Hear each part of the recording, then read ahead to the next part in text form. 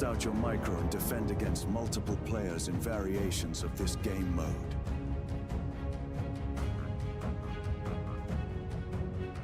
We'll be part of the masses.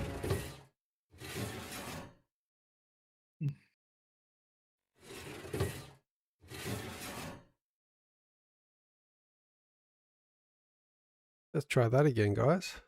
Last week obviously did not work. And today we shall see. As Praetor readjusts himself from 100 to 1 to 45 bonus. Actually, it was Dominus that dropped me down to 1. And I was sitting here with a 45 ready to go. Sorry, 44. Anyway, we should be good to go, aren't we? I think we are.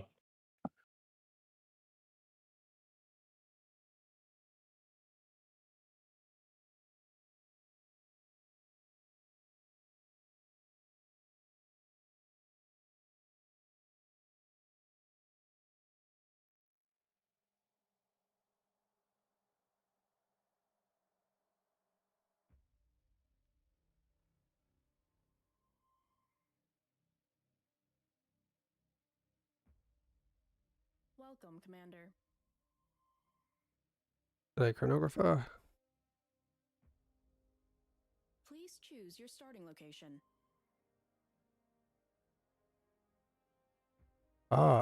Praetor, there's already a bar stream going on the AllReason official, was there? Or have you got 44 viewers just like that? I think we just got 44 viewers just like that. Okay, that's what it is. We special. I think they think it was fight night. I should probably quickly check the schedule.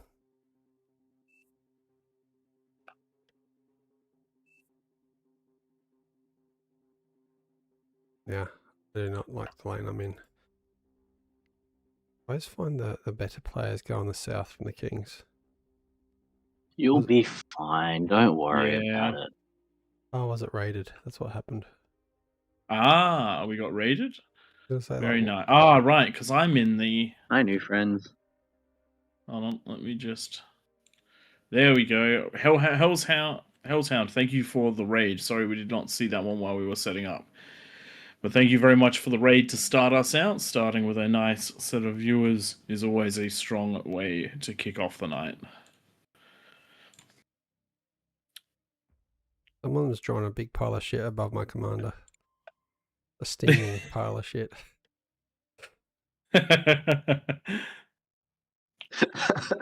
Representative of my current game skills. Okay. Now I'm going to send a shared stream across in case someone decides to rock up.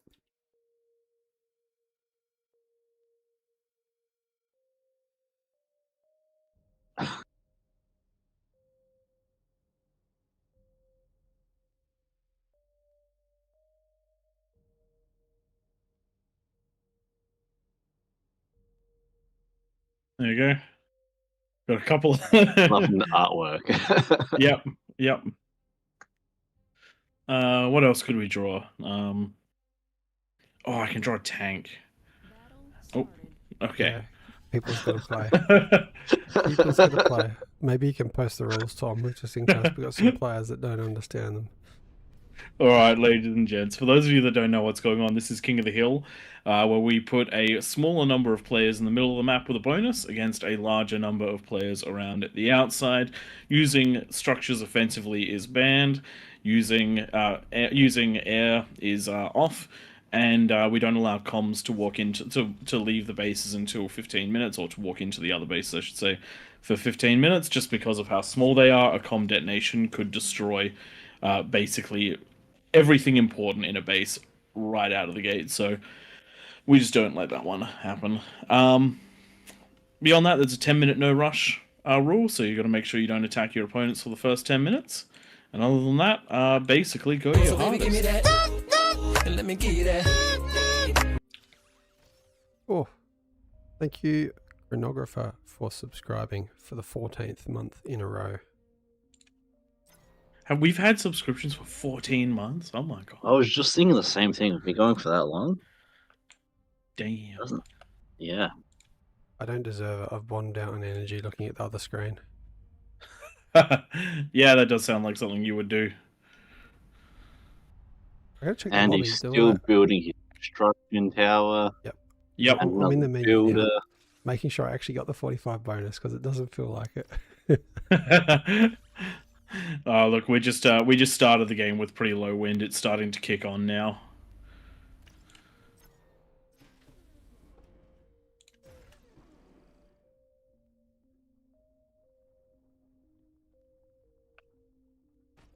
All right, it's up. We're saved.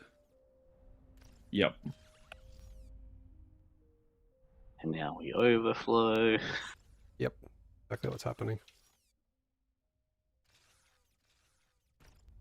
It's always the way. It'll be nothing, nothing, nothing, nothing. Oh, crap. All the wind. Yep. And it'll be just as you're trying to finish a thing that it'll disappear again. Yep.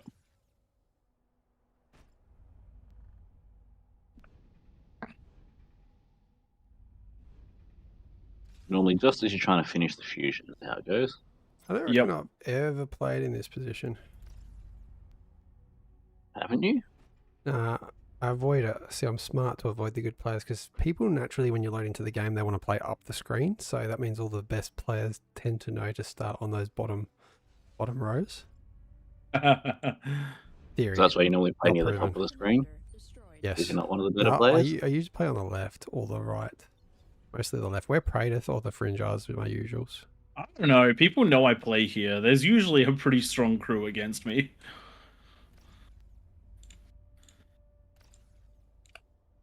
Okay. Surely enough wind twig.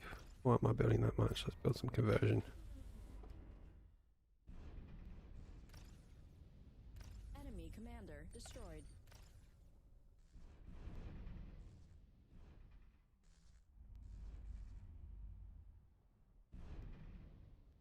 Hopefully that doesn't become a thing for the night.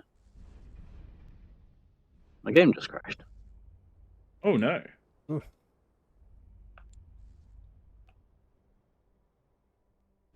On the plus side, that's okay.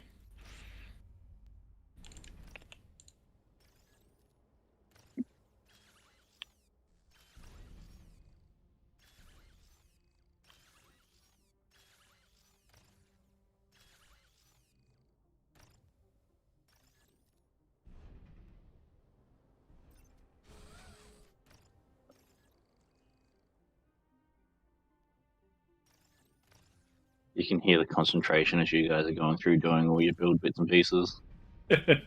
Yeah. I've taken far too long to get T2. I mean, normally as long as you've got it up by about 5 minutes, you're not necessarily behind. Gonna be close. How many wind did I go? I think I went too many. I went 43. That's gonna be slowing you down a bit. You are converting it all, at least. I refuse to detonate my commander. Yeah, as the streamer, we sort of have a responsibility to ensure that the team does not detonate all of their comms every 10 minutes. We got Mazza. Yeah, Mazza gets big on eco, and we got Kikado. Makes sense. Makes sense. Now let's get our storages up so that we can build that T2, reclaim that T2 lab in a responsible way. Like it.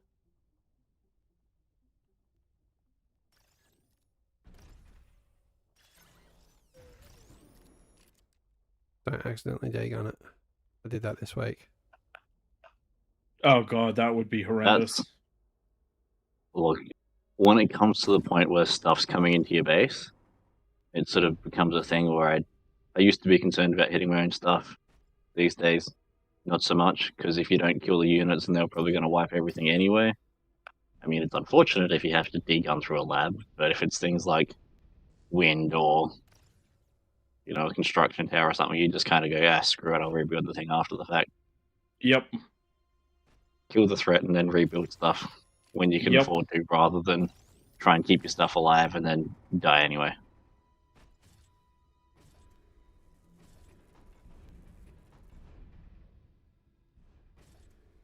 Here we go, 1 or 2 fusions. Where are you at so far? You are definitely ahead of me, Prey. Yes.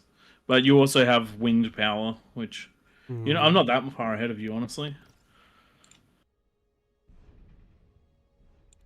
Week has produced more metal and energy so far.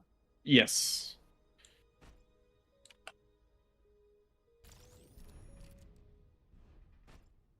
And your energy excesses are within about 1,000 of each other.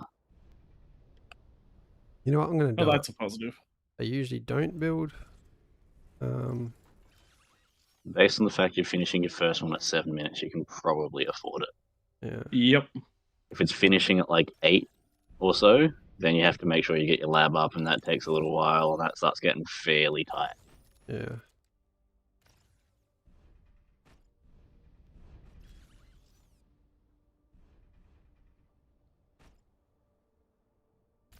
The big thing is just making sure you've got enough conversion for getting them up and running. Definitely do.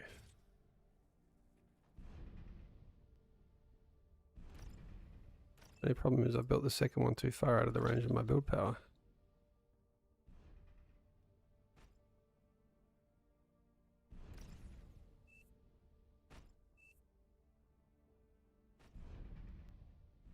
Two minutes left.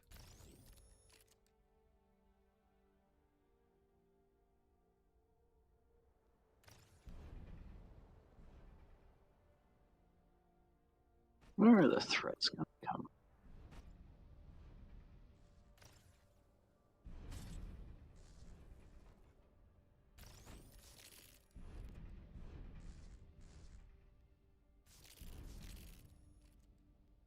Alright, 2 minutes.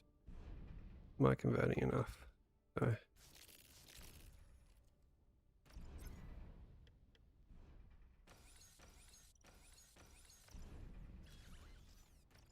Prey's getting these standard setup up and running.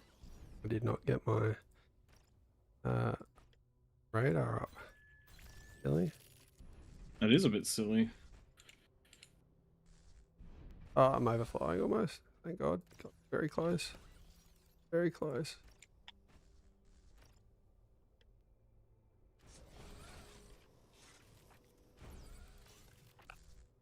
You don't have a storage at all, do you?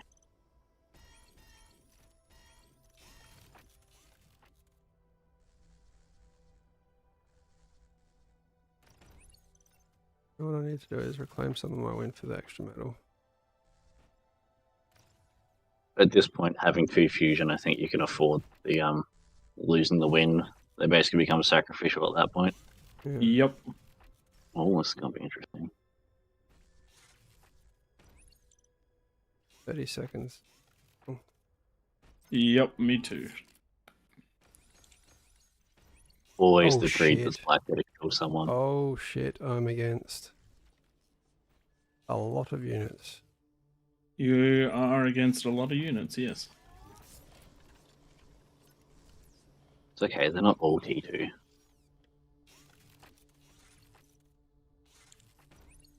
Lava level dropping. I do not like And that's this. 10 minutes. I do not like this at all. This is the least. This is why I don't build.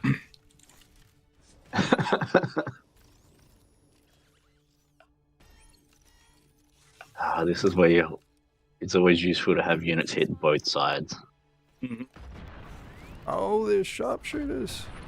Because no one's prepared on both sides. Absolutely rooted. I'm absolutely rooted. Lost. They need a charge. Praise. Struggling. However, that's the That benefit was of pretty keeping a good. calm. Yep, That was pretty good. that is going to be enough to most likely save your base.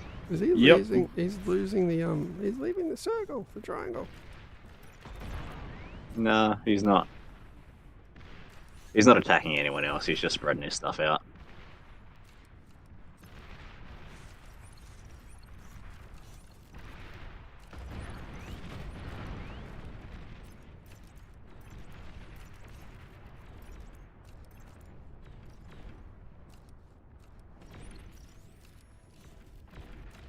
Got a decent push out on that right hand side out of Ducato. How many is that? 7 Sheldons behind a bunch of sumos waiting into the middle of the base to make it I rough. think I'm dead.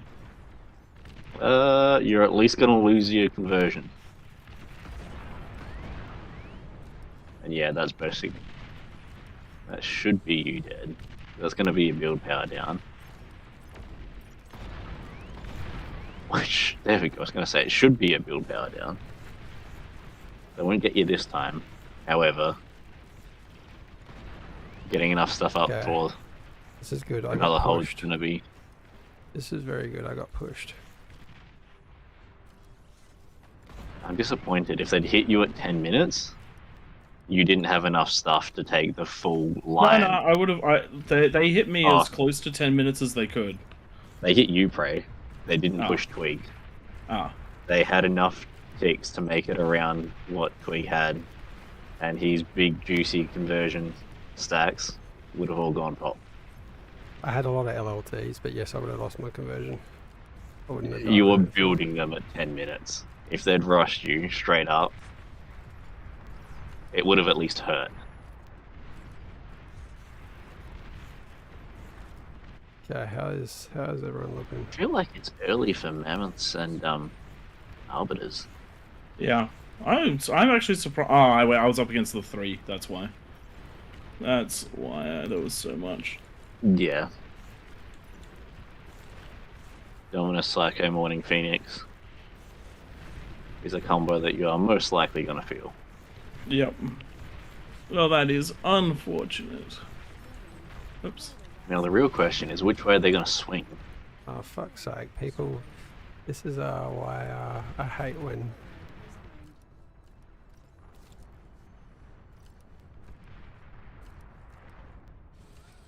people donate their comms, because now we've got comm problems. Yeah, you've got the only one. Good luck.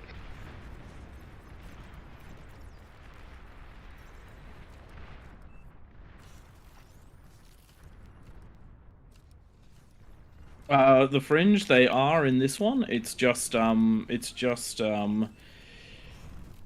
that they're not.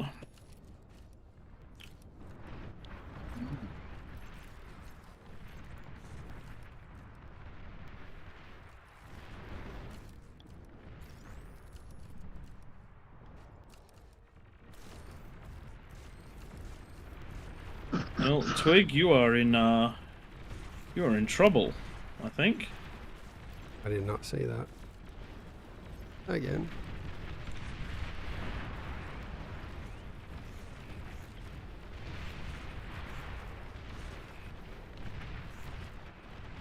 Have there been any recently known issues with bar crashing? No, not particularly. Have you crashed a few times? I've crashed again. I haven't Interesting. made any changes to my knowledge since the last time I was on, other than plugging in a new mouse that has a scroll wheel on it now.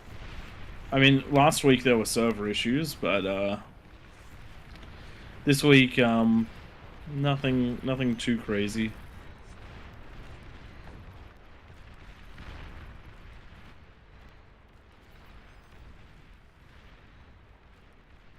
Man, peasants falling hard.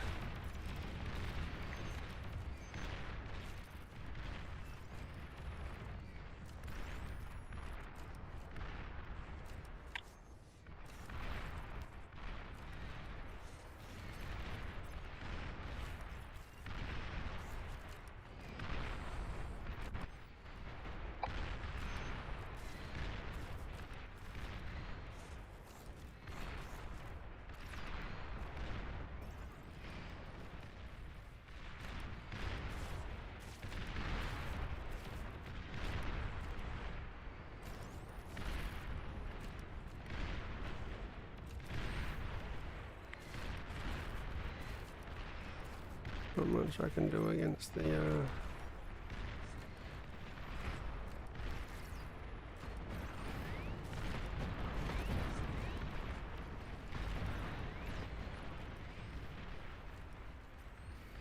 Kakedo's got to come back up, that's nice.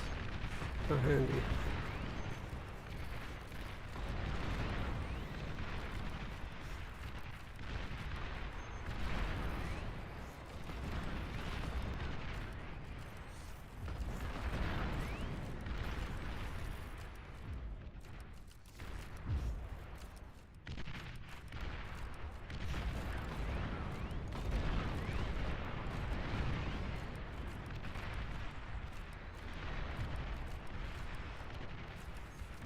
Question is, can the peasants rally and clean the two of you up, or can the two of you rally and clean the peasants up?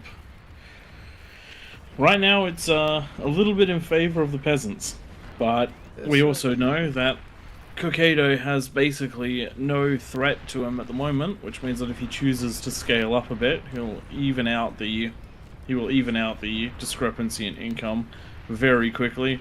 But he's certainly going with an army focus at the moment, because at the moment the peasants can only produce so hard, it can only produce so much.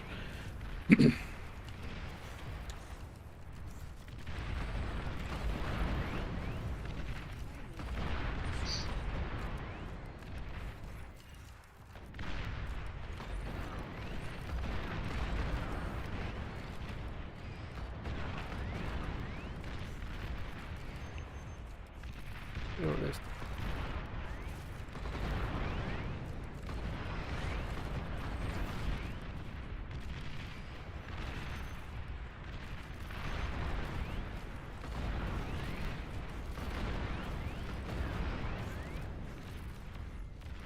It looks like Twig is cleaning up his opponents at the moment, and it does look like Cookie's doing the same as well. Oh no, I just got the battery alert for my headset. It blows me away that you use a wireless headset. You live at a desk, mate. Wireless things can be handy, but I'm also a fan of cables for I can hear you bits guys that don't talking move. crap about me when I'm going to the dunny.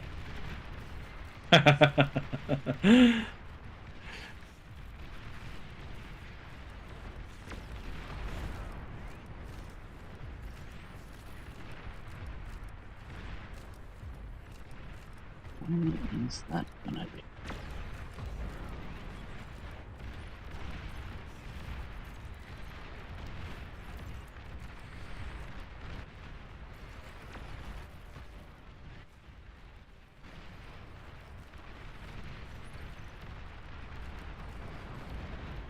I'm just going to go over there 'cause I can.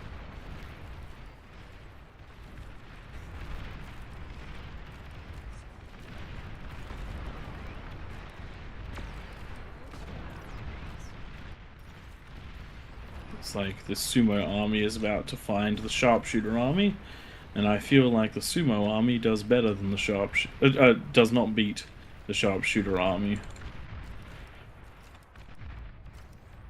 That was a lot of metal right there.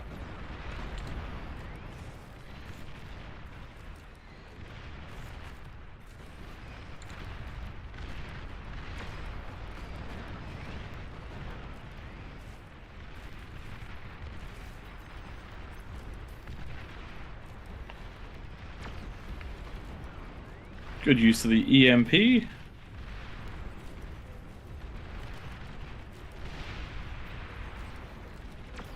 Oh, this is potential hurt town.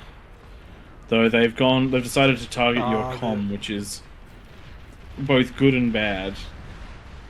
He says one would be I actually think that was probably the worst decision they could have made, because that was enough to walk through into your base. And now that window has closed.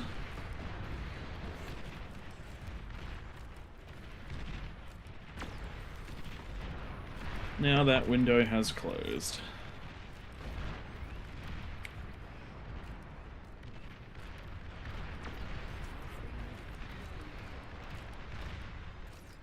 I actually think that might be the difference between a win and a loss here. Not necessarily, but if those Centurions hadn't targeted the common, they'd gone straight for the fusions, you could have grabbed Twig's. You could have grabbed almost Twig's entire economy and his build power without a question.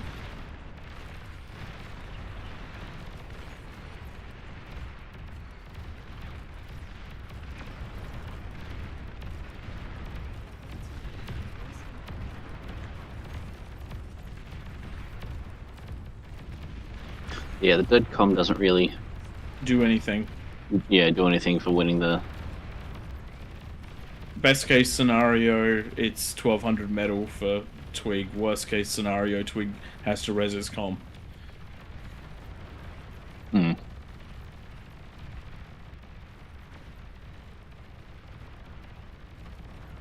However, at this point, it's probably a matter of time for the peasants to win.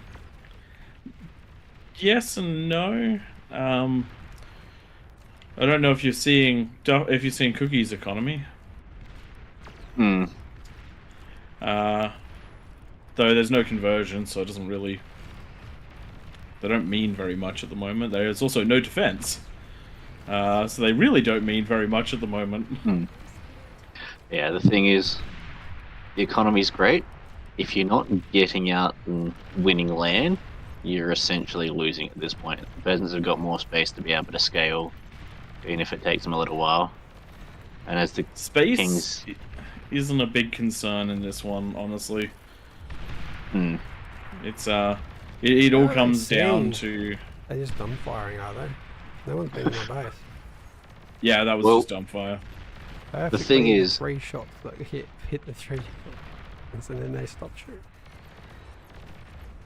Look, they had pretty big targets to hit there. You couldn't really miss one of, like... You're gonna hit one of those 3 if you're fired up onto the top of your hill.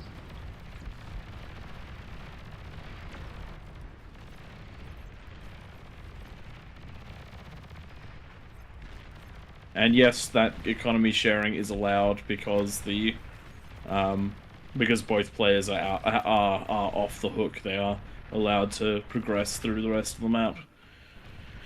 It's only an issue when you share to someone who hasn't already been attacked by a third party. I do not know that. No.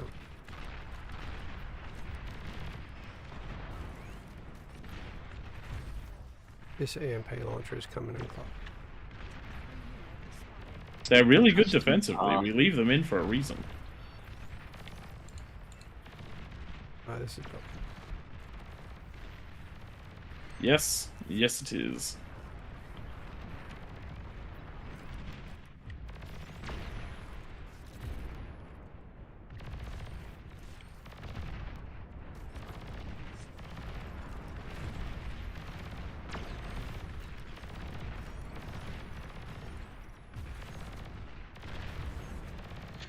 Yes, in theory, this lobby will increase in size. Star Pirate, it is just, we do not have the powers that be to do that.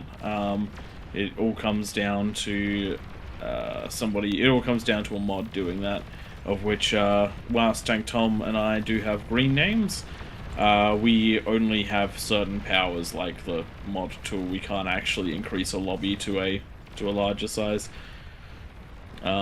But normally on a Sunday night, the lobbies can get... We've had over 100 people in these lobbies before.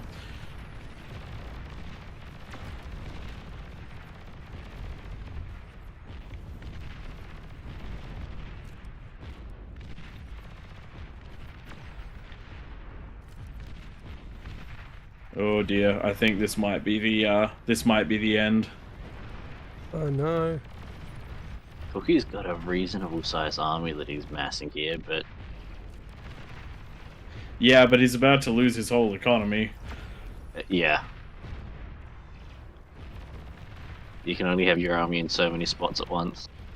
The Razorback would be nice, but it is not going to come out fast enough to make a difference here, not with Fiends. No. Once that build power's going down. Yeah, the build power Oh, is so down, diddly close down, as down. well. So close. Oh So man, there's close. only He's So Two still fiends got- left, and one of them wasn't firing. If that other fiend had fired, If it was that would have within been line the of end. sight, not behind. Oh my god. Miss-microed right there. It's always worth putting all those units on a bit of an arc so they can all see what you're trying to shoot at. And just adding a fight command into the center of the APHIS stack. Hmm. Still, Twig is holding up quite nicely, though I have a feeling that Doom is approaching very quickly. Let's have a look at the player view. Oh wow. Yeah. No. With the ticks inside the base, that is going to be a no ludicrously beamers over large problem for Twig. I have no beamers over here. I have been thinking that side's a little weak for a while because you can get up further around than you think they can.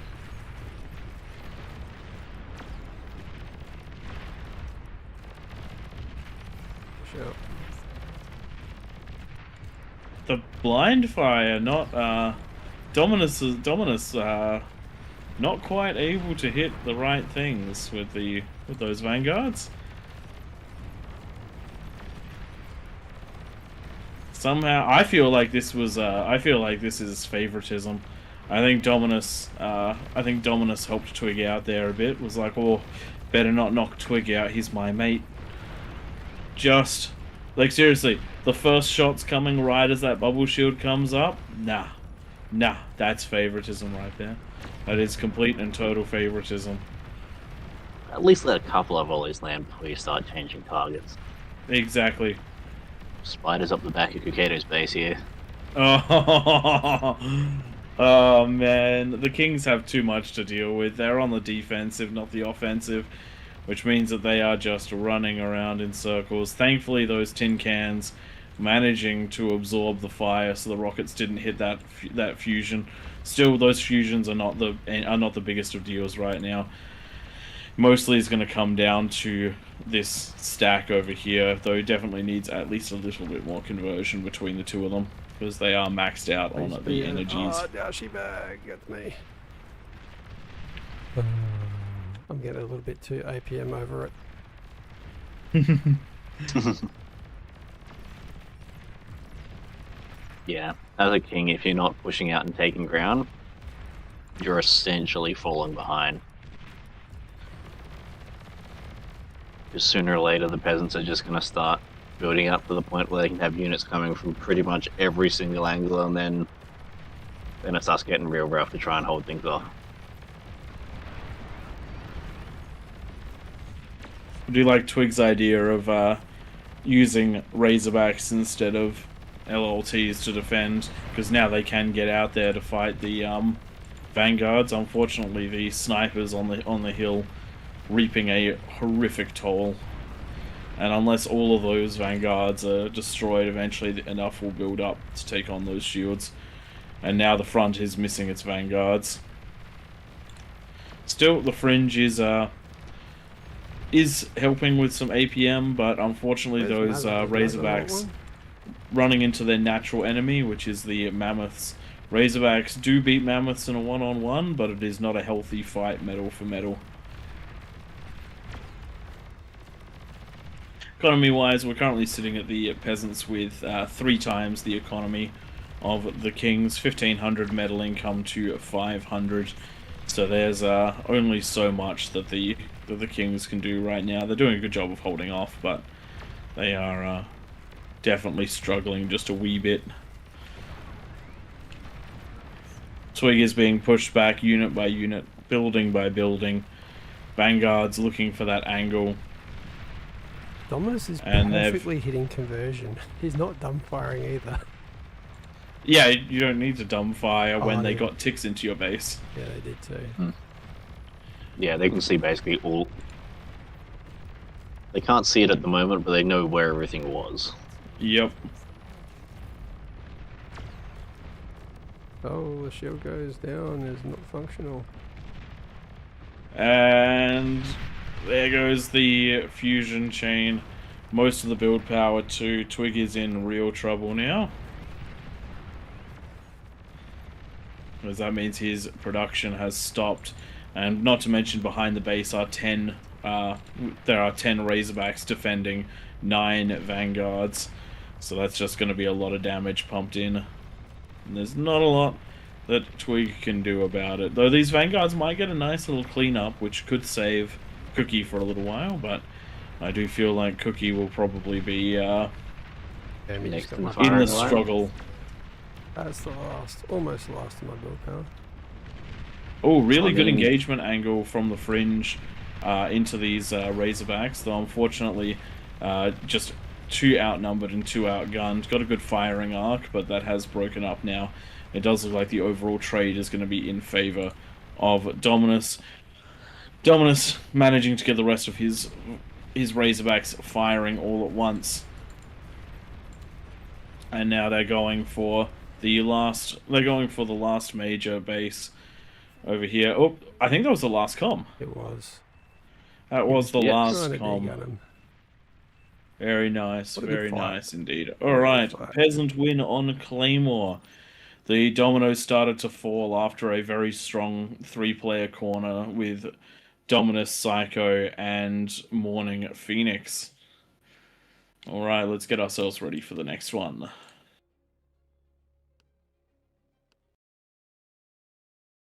Have we been opened up? We have not, nor is there a mod online to open us up.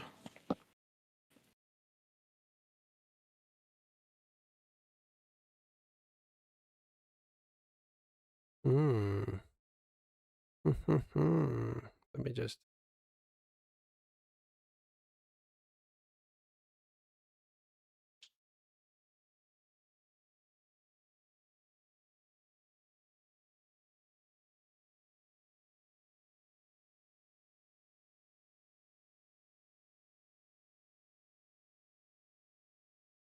It's been a while since we did entire nights with just the little ones, isn't it?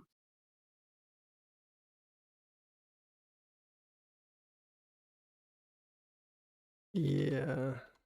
I can remember when we were still getting used to stuff, doing throne with 16 players in total, and it being at like 50-50 as to which side was going to win as we were working out how to play.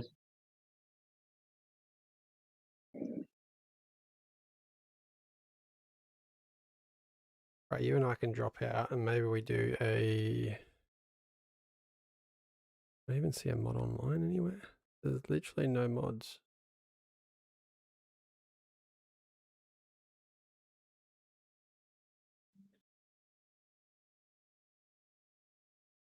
Hmm.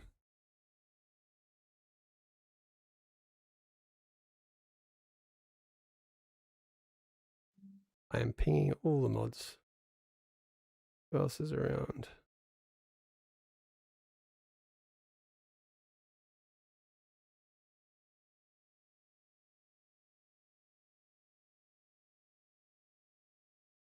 The Twitch account, you mean, King Jaos? There are a few mods who control that, like Nightmare and Classic. Neither of whom are online at the moment.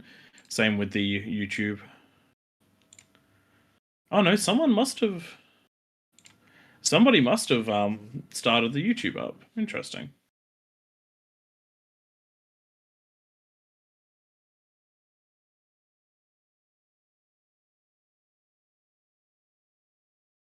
Literally no mod. So last week we had problems with the server. This time we just can't play. Oh god. Oh Does that dear. just mean that we roll just- into a second? I've pinged, no one's reacted, so Shadow is in PUBG Battlegrounds, so he's probably going for that chicken dinner. Can't Well, see while Steel in that cooking. being the case, we do ask that everyone that did play in the previous game, please jump into spec and rejoin the queue, and give players who haven't had a shot tonight a go, and then we'll go again.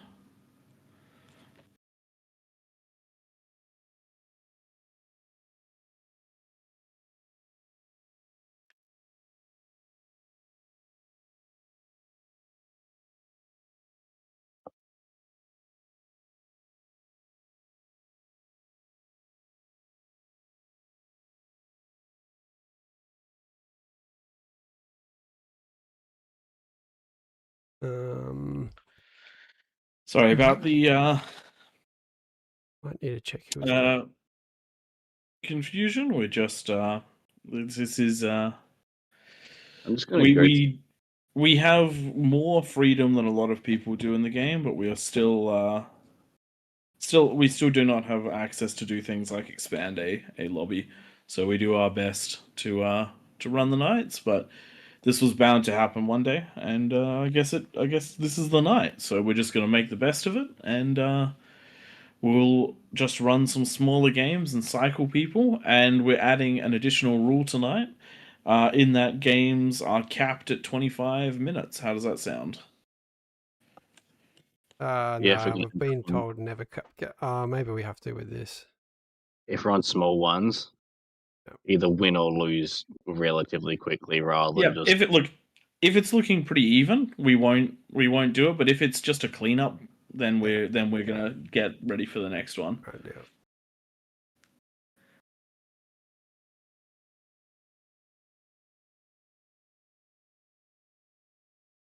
Maybe rotate Kato out. Han didn't get a go last time. Sorry, Kato.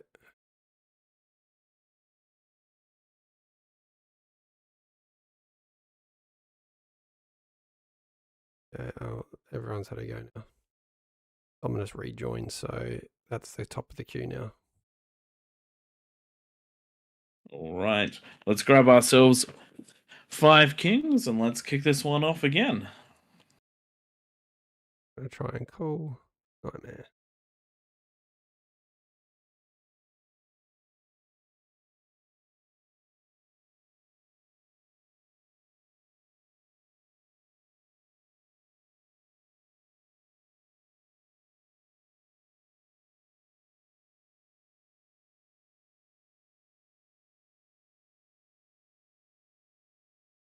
All right, Angry Biker.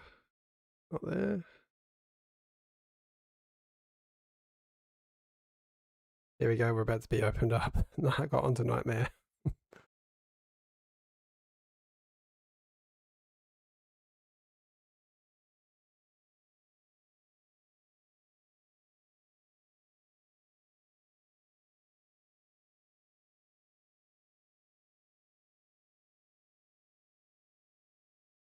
All right, we're going to have to open this up to everyone. Sorry all for the... Wait.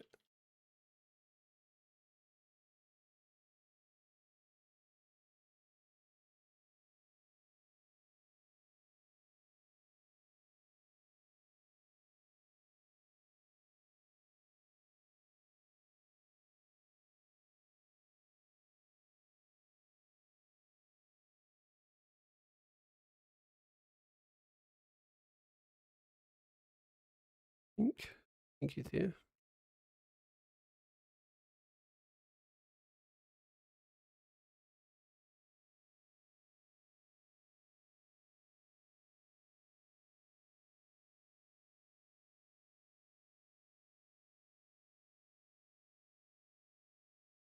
I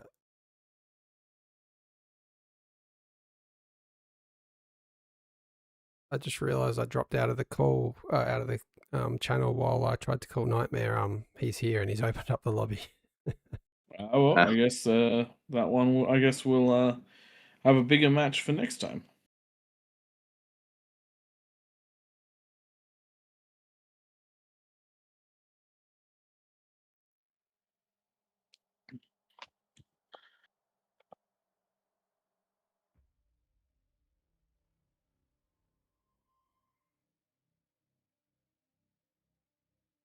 Welcome, Commander.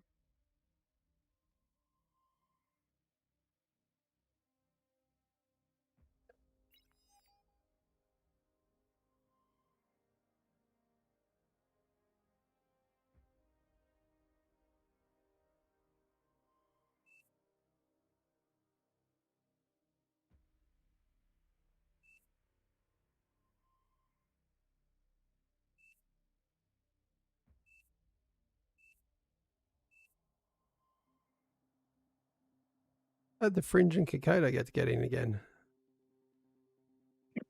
I mean, they cycled through, I guess. And nobody else jumped down to king. There we go. Yeah, we were looking for players in king, so True.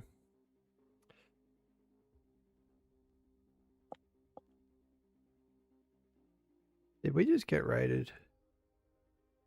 Not on the official, it doesn't look like.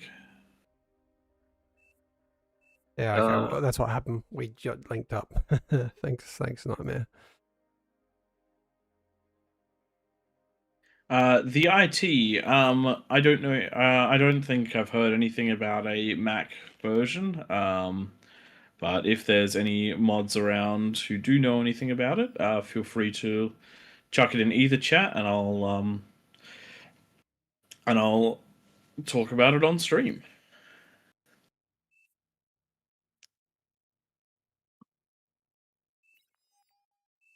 Have we got everyone loaded in? We might force start this one so we can get through some more games tonight. Sounds good.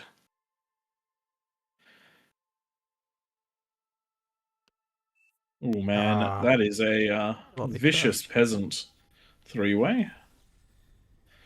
Oh, unfortunate. Good evening, ladies and gentlemen. Welcome to King of the Hill, our second game of the night on Claymore, where we've got ourselves 5 Intrepid Kings with a plus 45% bonus, seeing if they can avenge their role from the last match.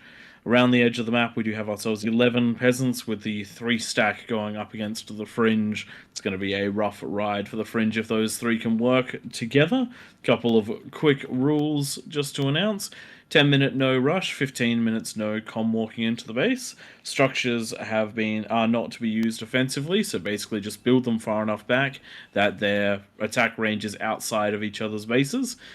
No rush for 10 minutes, which means do not leave your zone for the first 10 minutes. And air has been switched off. If a unit is available, it is allowable. We do disable on maps that need units disabled. We do have them disabled, though on this map, I don't think we have much, if anything. Pray, I really hope the Kings can give us justice for the last game. We got wiped out reasonably quickly. 3 Kings fell in the first couple minutes. We tried to hold on, but it was not our day. We've got 2 of the original Kings from last game, Picado and Fringe. They're for revenge. But quite stacked on both sides. We see a lot of high OS players and a lot of regulars on both the Kings and the Peasants. Who do you reckon's got this, just based on the play names?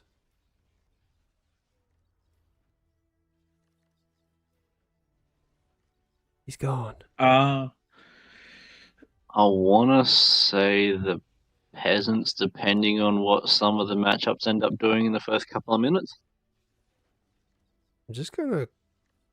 Yeah, we've got Classic, Grumpiness, and Lloyd in a lane. I think their lane wins. Even though they're against a strong king, that's just going to be quite a good combination. Sis's probably got one of the easier lanes. Oh, maybe not. Are there any easy lanes? I don't think there are. Looks like everyone knows what they're doing. They're taking all the mexes on both sides of their base. No one's breaking rules, which is fantastic as always. Let's look at Kikado's base. He's kind of doing a me style, just going into mass wind, not worrying about the fusions. This is a different style. I don't mind this. I want to see what happens.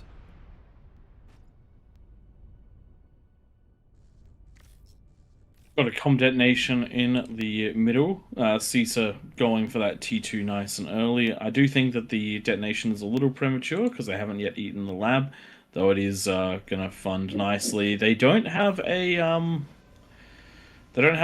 storage, which means that could have overflowed there, but it did not. You don't actually need the storage until you reclaim the T2. You just have to be a little bit careful with the build power just there. It is going to allow them to get that T2 up much earlier than I did in my match. Gonna get it up at about 30 seconds earlier, which can make a pretty big difference. Okay, I'm getting excited. There are 3. Now I want the peasants to win, and I don't want them to win by killing the lanes that detonated their commanders. I want them to win by killing the other 2 lanes and teaching No. these kings a That just lesson. says that the only way to win is to detonate your comms, so all 5 need to detonate. What are you talking about, Twig? Well, That's a I just- terrible thing to want. I just want to see Kakado and the Fringe lose their lanes, which they're probably not going to, given the matchups. We've but- actually seen that 2 or 3 weeks ago. The Kings were in a really good position, but they lost because the last comm was killed. It's just funny. Looking at the bottom left-hand side, where we do have the triple peasant lane, they've already got their T2 up. The constructor is just about to come down. I would expect to see a triple tap, followed by walking across. And we are getting the reclaim of that of the comm to fund all these all these mexes.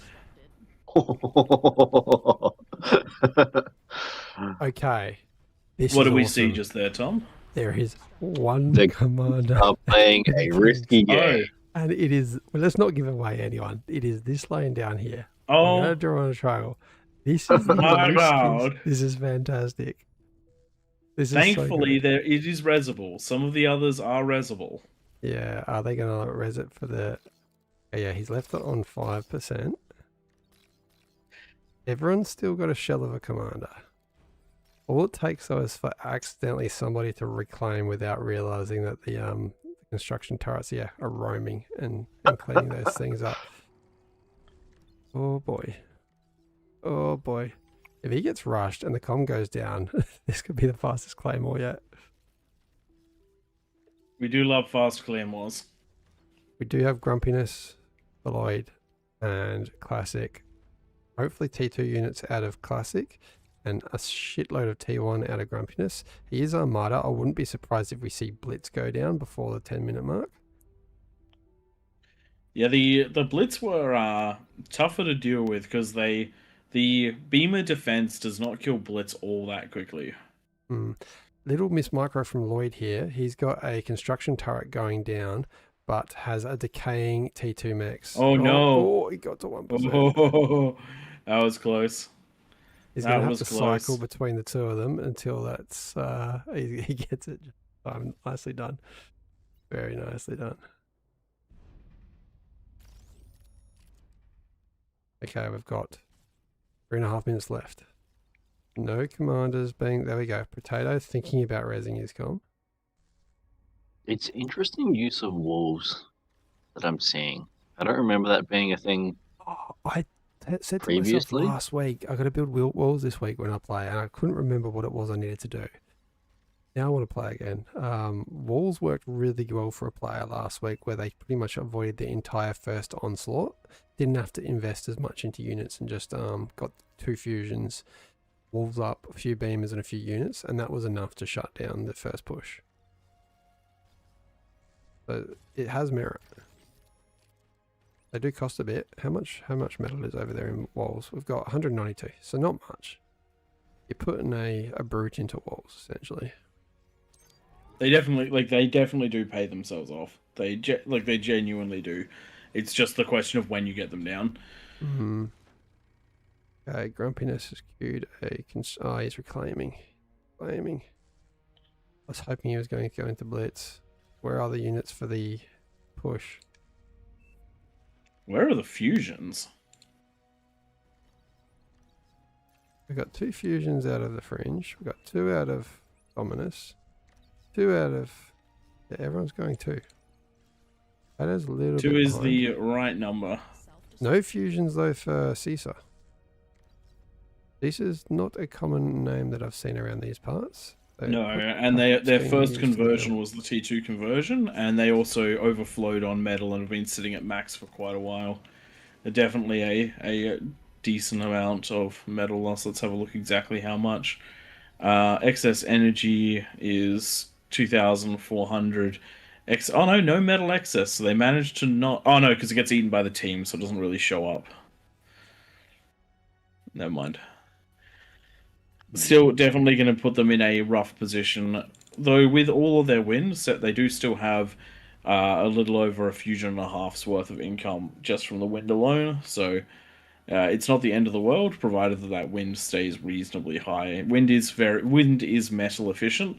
It's just not consistent.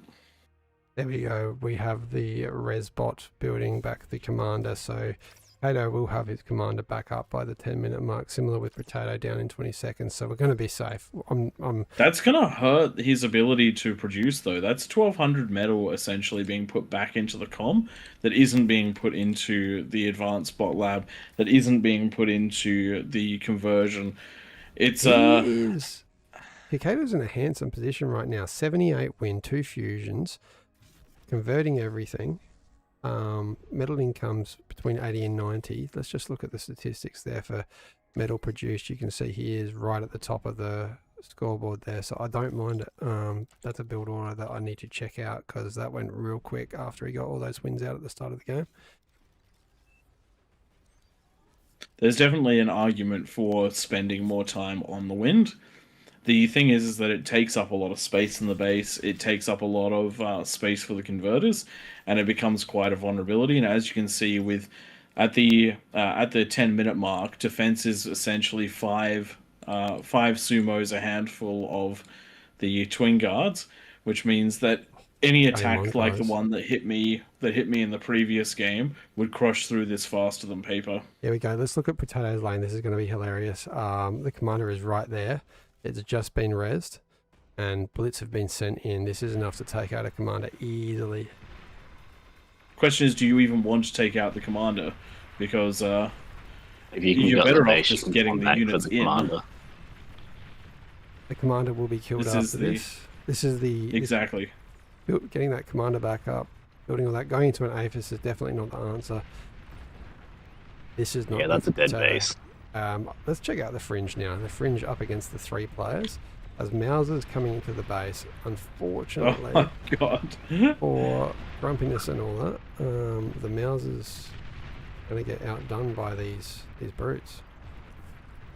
Only 2 teams going in with units at that 10-minute mark over in this lane. I reckon they had a good opportunity, but with this defensive rattlesnake there, I built the same the last game. They do help a lot. And the Fringe smartly taking his commander out of his base. Is that allowed? No, it's not. So Fringe, get back in. He must be listening to us. Commander,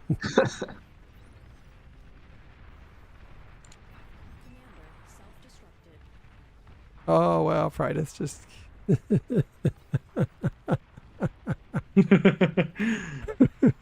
You're not allowed to leave your triangle until you have defeated your opponents. Oh, that's so funny. So does that mean this is game?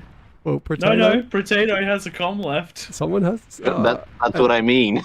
This What does is a that count as fun one. fine? Because it's the last thing left. If anyone gives him a fusion, the fusion's getting destroyed as well because the line has not been broken yet. It's only once these units actually start attacking red that they're allowed to that he's allowed to be given a fusion. So I do believe that is about to happen right now, and so now it is. Now this is okay. This is totally fine now. Okay. Just gets kept alive. Why didn't Potato get the same treatment? Because his lane was dead. A comm running away from a dead lane is acceptable.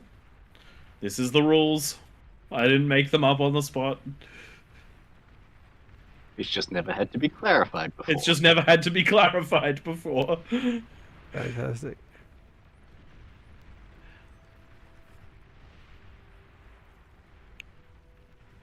There is nothing wrong with leaving it after you've been killed. He does. No, you're all good, Potato. You left your lane because your lane had fallen. Your comm surviving is acceptable.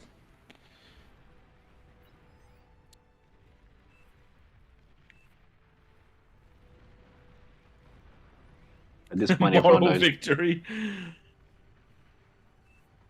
Alrighty. The rest of the kings are looking in a pretty decent spot right now.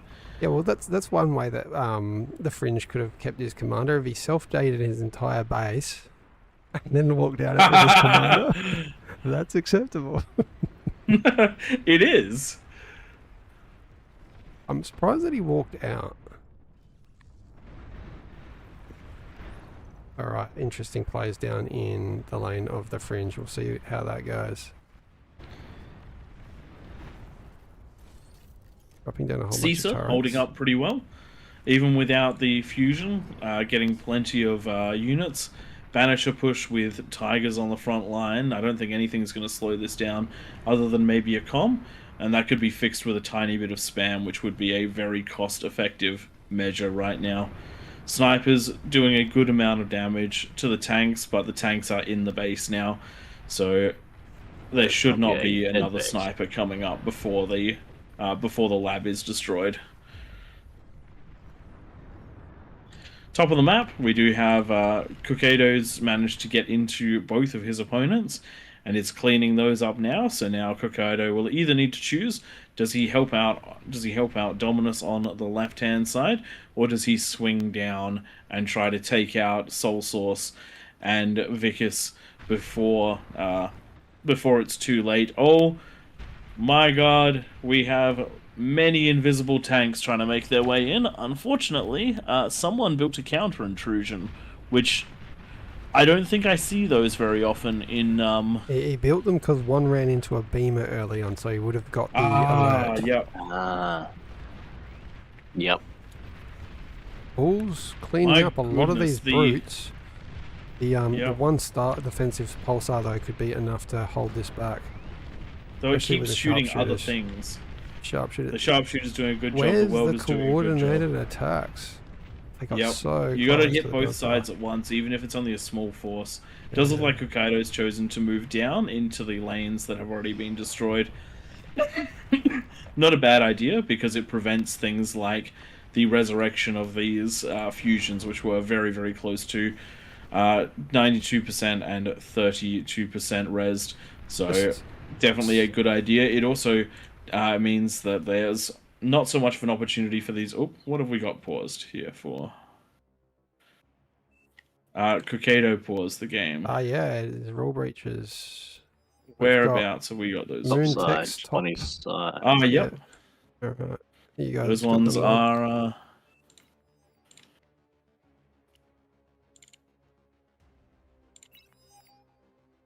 There we go.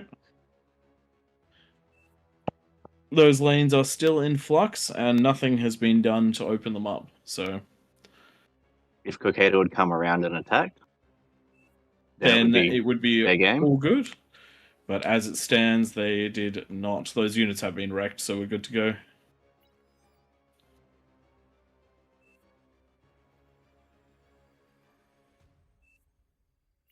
Battle resumed.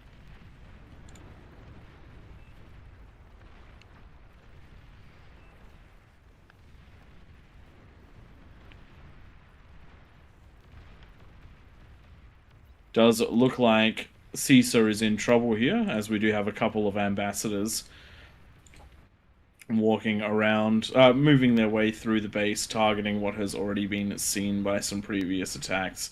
Still, while that's happening, Caesar is cleaning up the rest of the map. So Caesar's triangle is going to be clear nice and soon. I think these guys went a little bit too into eco when they had won their lane. The thing is, you kind of have to an extent. Bit, but build units Yeah. to offer the reclaim medal that you're going to get from Exactly. taking out the base. You build the mexes, you go for the reclaim and the res. You res all the buildings, you reclaim everything else, and you put pressure on, because just things like getting units behind an opponent's base, like arbiters or whatever, can force too much stuff to come backwards, and then you can do a three-pronged attack, even if your force is only tiny. You know what? I reckon the Kings have this one. I do too. Unfortunately, the tri-lane was unable to defeat their opponent outright at the beginning of the game, which certainly does not help a lot. That was really interesting as well. We had such good players there, but the first attack just wasn't coordinated. There were bugger all spam units. If there had been spam units going down that same side, they would have got in so easily because it was so close. There's not quite enough units. Yep. Does look like we have Dominus starting his push towards the opponents right now, but he's about to find out that there is a Quaker defense line with Salamanders in front. That is going to be quite rough to push into, not to mention there is the Persecutor as well, which is going to reap a very nice toll on those Sheldons. Not quite the not quite the units needed here. There we go, the right is clear of commanders. Solas now sticking to the rules. He has lost his base. He is trying to get out with his commander. That's totally fine to be walking out. They'd also won their lane, so they were free to move at this point. Potentially Exactly. moving For a while into anyway. a tiger though. Does the commander have a bigger vision range than the tiger? I do believe it line of does, sight yeah. is 462 versus 450. The tiger has a 12 range bigger. So Oh, okay. you see who But it first. looks like they're going to miss each other anyway. Couple of bulls there to defend the tigers. Bulls generally will out damage tigers, but one of those bulls is very hurt. So, And It's okay, Just the radar will and- take a shot for it. oh wow, massive push into Dominus's base. The Quakers are coming online in a big way, firing into Quakers versus Sheldons. If the There's a Quakers get blitz. those shots on, it is carnage. But the handful of rascals and that sumo giving The vision, blitz deep. so that Persecutor's taken a hefty chunk of those Quakers away. Somehow, even with everything inside of the base, ominous. Dominus has managed to survive this one, though with that much build power destroyed, it's certainly in a hurt position. Unfortunately, it does look like the wrath of Kukado is coming, and there is not much to defend up here. With Kukado now attacking this lane, it is open season because he has initiated. The Fringe has managed to push out and is essentially cleaning up his lane at this point. He's done it by himself, so really well played. Really well done.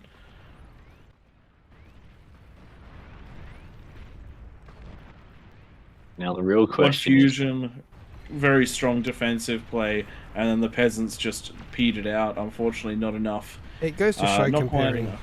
Sorry, comparing to the previous game because you had the 3 players, but Yep. you're against the Dominus and who were the 2 others? These guys literally practice King of the Hill every Sunday before King of the Hill, so they're probably the most well versed. If there was an OS, they'd be right up there, the King of the Hill. Yep. Well, what they did was they started pushing towards one side, changed their minds and pulled to the other side with fast units, which means that I had to make a choice. I could either pull my units from the bottom side to the top, at which point it would be hard to get them back into place if they changed again, and they ran the beamer line. Oop, what have we got to pause for? Yep. Solas loses his commander here.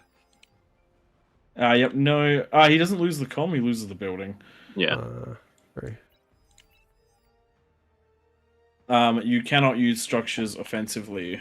No.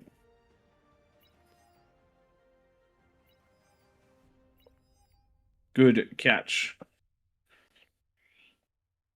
All right, let's keep going. I do like the idea. You could degun up the back. That's always a good one. You could build a factory too. We do like that. That'd be pretty fun. But yes, do try not to use the underhandedness. I do like the idea, to be honest, but it just, for the sake of simplicity, that is an offensive structure. Next Blitz Wave is into Dominus's base, taking out those Scorpions. They are getting a little bit deeper this time, managing to find that next set of converters, but it was friendly artillery that took them out, not the actual blitzes.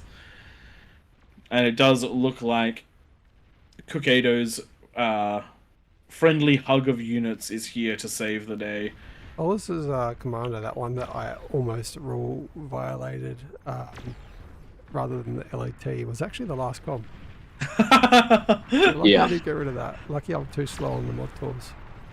Oh my god, it just survived a. Oh, there we go. Yeah. It can't survive 2-2 pulsar shots. Nicely done. Nicely done. Well done, Kings. Wait, does this mean that you and I are just shit at King of the Hill, Praetor? Ended. I mean, I don't like falling, but I also do not think that there was a lot more I could have done to not fall there. The amount of army value that was thrown at me was very, very high, and even with a near perfect comm detonation, there was very little I could do because they just kept pressuring both sides after they destroyed most of my defenses. Hmm. Alrighty, I think the lobby's been opened up, so we can move to better game. So we can move to. Oh, what happened here? Okay, yes, the lobby has been opened up, so we can apply everything that needs to be applied, and we can move to a much larger game format. Now, I think Nightmare wouldn't have the latest, so we just need to add all those new tweaks. I'll Yep. double check them. Yeah, it was just blank when we jumped in here. Okay, so you've already done this. Yeah, I'm going through doing them at the moment. Did you get that second tweak? Now, tweak units. There a tweak 2? Have you found that second tweak? That's what I should be asking. I'm assuming it's the last one you added in the thing there. It Yeah, that is. should be in there. However, no, overwrites. You have to do a tweak units 2.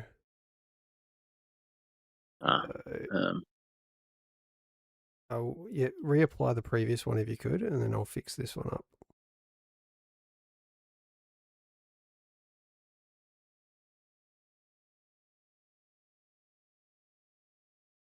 It might be stuffed. Okay, you've done that. Yeah. That's the no missile structures one. And stuff. Yeah. Yep. All right, this one here. I'm just going to give it to you in TPT so you got it for the future. Wait, that should be fine. It's 2 different ones. Yeah. You just need to put the tweak defs 2 in front of it, which has now been applied. All right, cool. Good showing for a throne.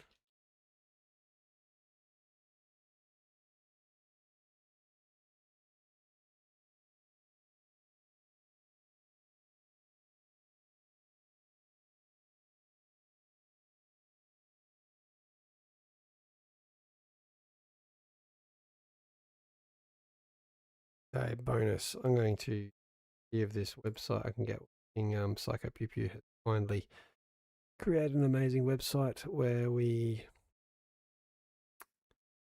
here we are, cast menu, where we can predict the bonuses. Remember how to with it. Here we go. Claymore.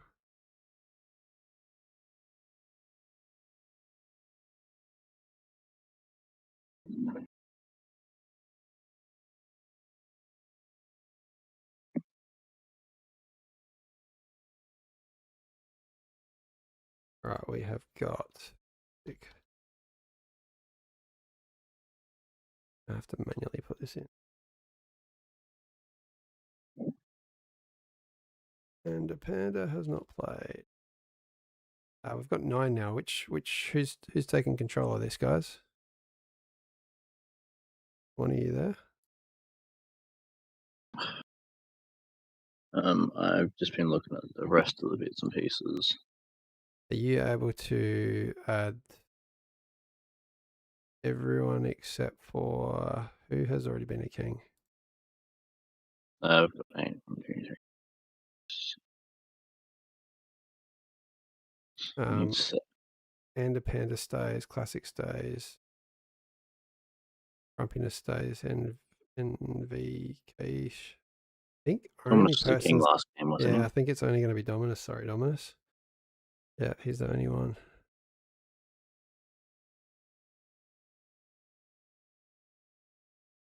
So bonus 3. Yep. Just start applying. What are we at? How many? We're at 57. Let's just go 60 for starters. I'm just adding the names in now. There you go. Grumpiness will automatically apply. Mazza should automatically apply because they've been kings before. Morning Phoenix, thank you. You've already been a king before. Nope. I'm going to add in just bonuses to Love Shield 31. And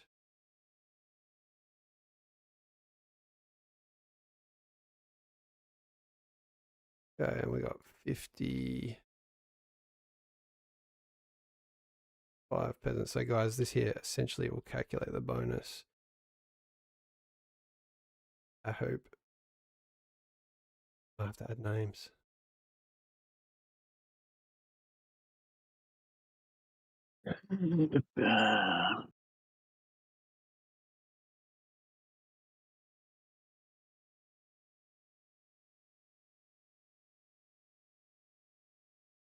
It'll depend on how much pressure there is at 10 minutes.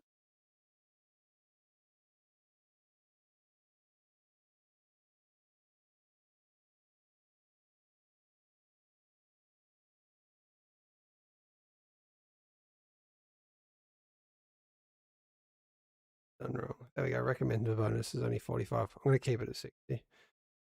I reckon it's because a lot of these high OS players have the 0 experience. There's only 3 players that have experience as king. Right. Okay. Definitely works better for Raptor Crater.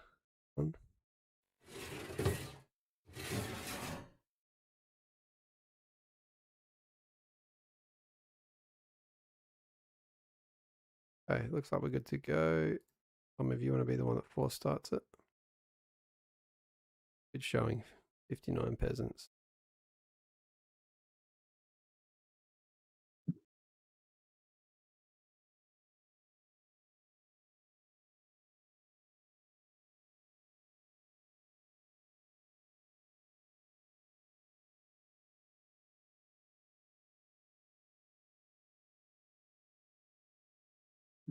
Give it a sec. Let's see if this guy's going to finish his download or not. 5, 4, 3, 2, 1. You download the maps, please, people. All right, Tom, go for it.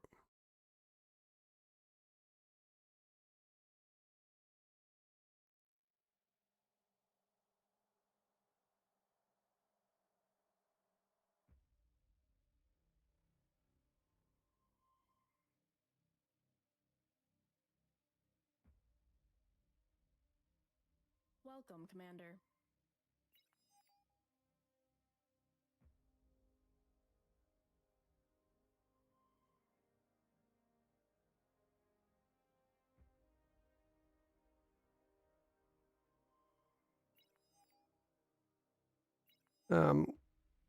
King Joust asked in the how to become a mod. It takes quite a lot to become a mod in this game. You start with going on the official Discord, and I think there's a show and interest in helping the community.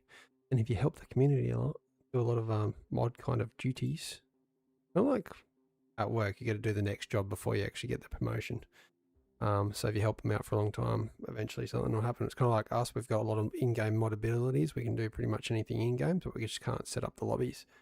So that took us a couple of years to get that. Year and a half or so. Very appreciative for it as well.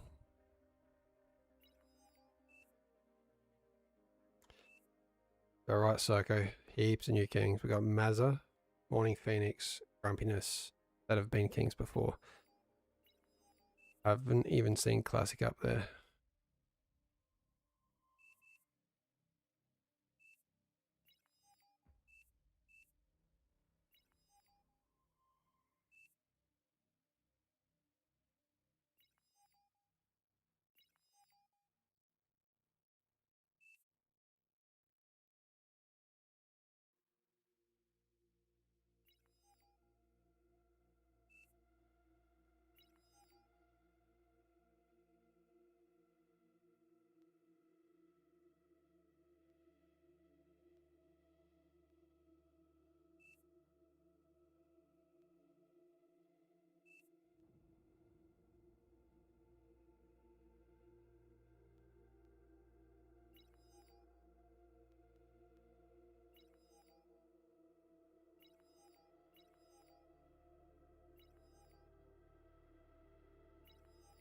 Yeah, you definitely need a good computer for this.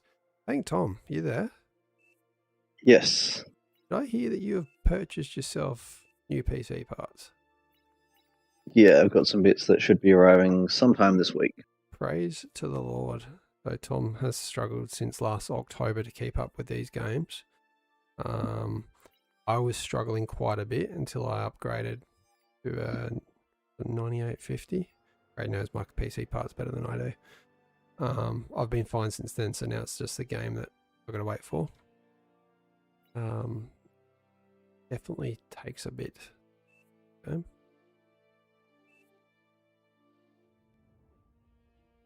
All right, Prey, are we ready to go? Are you back? He's not, but we can kick it off because every color is selected. Why has somebody jumped into the middle?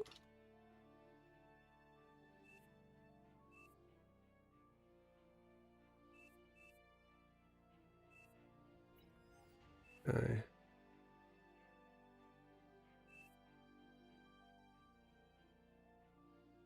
Yeah, even some 8v8s slow down if they get to the late stage. Do you want to do a 4-star Mr. Tank Tom? Yes, I can do that. You're good to go.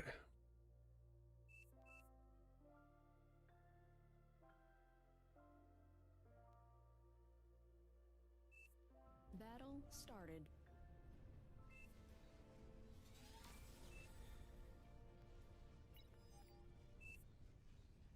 Hello, everybody. Welcome to Throne. A very unfamiliar top of the hill. We've got Grumpiness, Morning Phoenix, and Mazza, who have all been kings before. Not too often, but they've been up there for sure. Mazza's been quite a bit. But 4 new kings that we do not recognise. I mean, I recognise some of these player names, but we've got Classic, Love Shield, and a Panda. And I'm going to say Truth Nuke. So much easier than pronouncing those V's. These guys up here with a huge 60% bonus. Usually only apply 45. But we're going to give these guys a little bit of a helping hand because Rone's not been kind to kings lately. Rone has been very unkind. Kings losing just about every week in this map, even though they get pumped full of bonus resources. Let's see if these 7 can defend against 60, even 60 peasants. Quite a few out in that dry sea, and that's because all the mixes inside the dry sea are taken. These guys are going to hopefully commie up, share some resources to each other, some T2 bots, and you see these guys come online by around the 20-minute mark. But inside the dry sea, we've got the geozone, the green grass. Grass is greener on this side here. Tommy Eco, we can see Dominus here on the right, getting huge geo up already, and we're only a minute 40 in. I wouldn't be surprised if we see a bunch of build power and a T2 lab come down, guys knowing how to do it. So yes, Tommy Eco is definitely needed in this, but if you don't get the opportunity to Tommy Eco with someone, or if you've just joined this game, don't have the friends there yet, firstly jump in the Discord communities that are out there. There's certainly lots of them, such as ours, AllReasonNoLogic. And we've got the channels live now. Let me just alt tab over there. Yeah, currently around 30 people sitting in the channel, talking to each other, coming up with these strategies like we're seeing over on the right hand side. If you guys want to get amongst us, jump on the Discord. I'll put a link in the Twitch. Hopefully so everyone can see that. There you go. And definitely helps. Yeah, if you don't, feel free to just do your own thing and scale up or send in some spam. I find in this game, if I have just I don't know, 20 metal per second, nothing wrong with just building up a whole bunch of spam. If you can make a spam line, it makes a huge difference to the T2 that's coming through with some firepower. So yes, there might be a Kamieko in the lane next to you, and they'll have T2 up. But if you're helping them get that vision, they're going to be so much more effective at what they're doing. If they've got eyes in front of them. Up on the hill here, I still don't know what the meta is up on the hill. So we see quite often the Cinder King, which is currently Grumpiness, speeding a T2 constructor down to these 3 players closest to them, but the ones on the wings of the hill tend to not be given T2, and that is because this guy here, Grumpiness in the middle, wants to get to that AFA stage of the game before the end of the 10-minute mark, and it looks like he is on track to do that. T2 lab coming down 3 minutes 40. We'll see some big boy come out. But having said that, Morning Phoenix doing it a different way, going on their own. My preference is definitely you send it out to this person, they tap their 2 mexes, and then they send it to that person. One thing I'm seeing differently here is this person's taken 4 mechs, these have taken, Love Shield's only taken 2. Typically you get 3 each, kind of like you can see Anda Panda has one out here. I prefer it that way. Praetor's kind, when he plays on one of these ramps, he only takes 2. First to see the person on the wing get that bit more eco and have more units at the 10-minute mark. What do you like, Tom? I often end up on the corner and take at least the 3. The one in the middle doesn't get taken, I'll grab that as well to. I mean, But I'll normally try and come rolling out at 10 like minutes it with if I can get it. yeah, Coming out with a bunch of units at 10 minutes is what I like to try and do. Get a couple of walls up so that you don't have the spiders come crashing over the top. 4 Couple of minutes towers. 44, sorry to jump in there. 4 minutes 44, Dominus with Advanced Geo up. Had all the mexes upgraded, accidentally didn't tap the last one though. You can see, oh, there's 2 that got tapped and then no one actually put build power onto them. Very unfortunate. So now going into a fusion. Plenty of metal in the bank, has built back that T2 lab. Hopefully going to go tap the rest of those mexes. The problem trying to get the build power down, you really want to just have these constructors assist this. So he's done the right thing, but a little bit of lack of communication there on what needs to happen. That's also a risky position to be building that stuff. Thanks. I probably would have gone with putting it somewhere else, like, I don't know, maybe over He's here reclaiming the somewhere. lab by the looks. But yeah, he's committing to that one spot for all his build power, all his eco.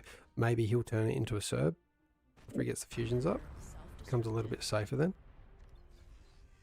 And constructor back now to build those last couple. Or where am I hearing detonations?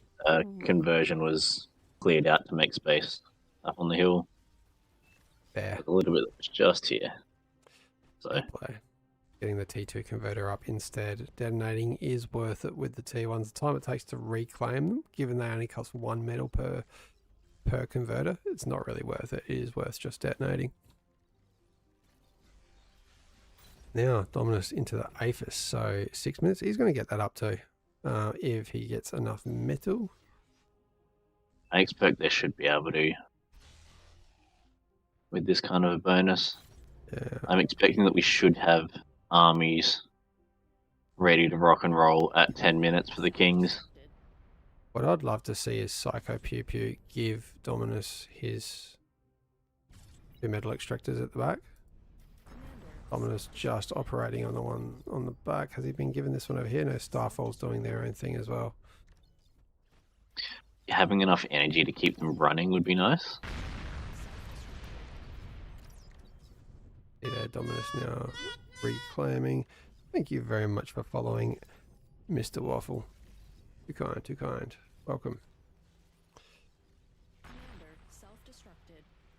Minus detonating around the map. It's at that stage now. You can see these guys need to hit that restore button, press M on your keyboard, and restore the ground so that you can actually reach your commander. Realizes that. Hi, guy. Check out Ty Guy's channel, he also streams. You ever hear this lava being stored back so they can actually reach the people.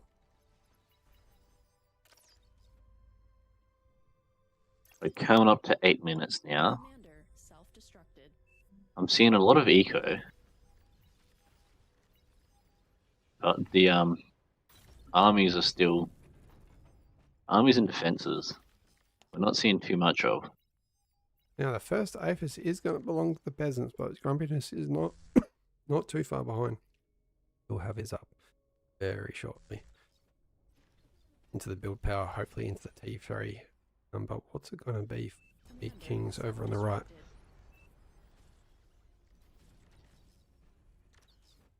F's up. Version. Are we going to see you? But we've got Love Shield over here. Once I did say, Are we and a gonna regular. No, there's no towers here. Yeah, there's no defenses. I We've mean, only got one of the ramps defended, or looks like it's going to be defended yeah, it's going to be defended, but you know what? currently. Pulses are not great for stage. I would take an LLT over the pulsar at the 10-minute mark, to be completely honest. A pulsar will do one shot every, what is it, 10 seconds or something? Maybe 15 seconds. LLTs will clean Yeah, up that spam.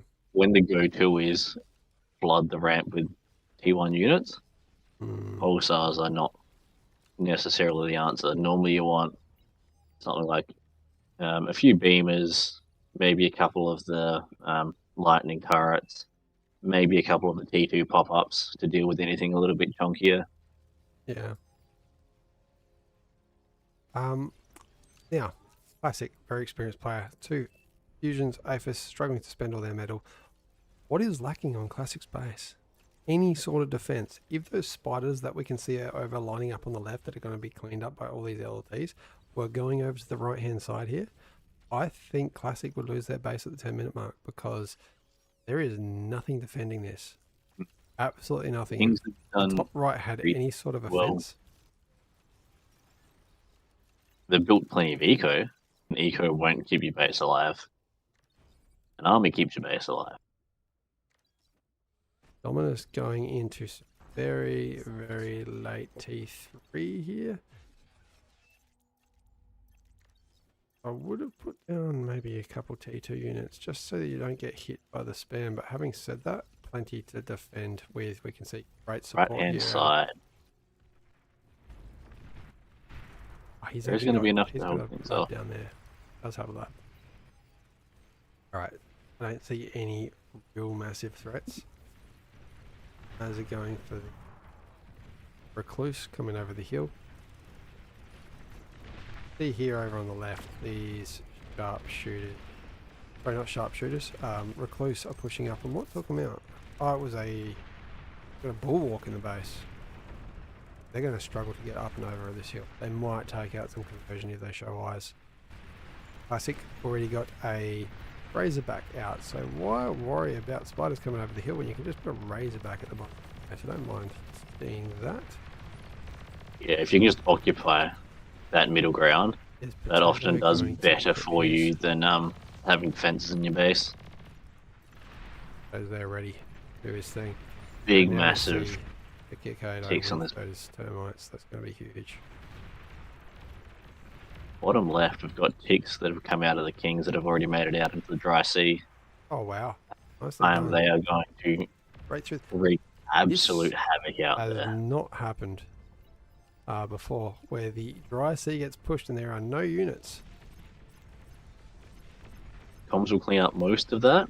However, doesn't take much to One- be able to wipe things out One there. gets through, and the explosion from these is actually going to be enough to take. To be honest, I wouldn't have scared it away. Just let it die.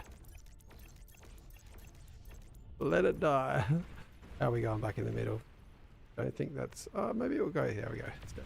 Somewhat stabilized in the middle at the moment. First T3 out, the peasants. We've got a catapult with. Oh no, his love shield's going to be seen. Love shield's going to be seen. He didn't go invisible in time. He has Dominus microed properly. He has. He's down to 5 commands. We like the early catapult over there. That can get close enough. That's going to be huge. There is a pulsar though. That defensive pulsar will keep these units out, and probably assaulting on the side. I'd say up over these hills would be the best way. But Dominus can really do a lot of damage at this stage. Pulling that demon back. Hopefully that gets.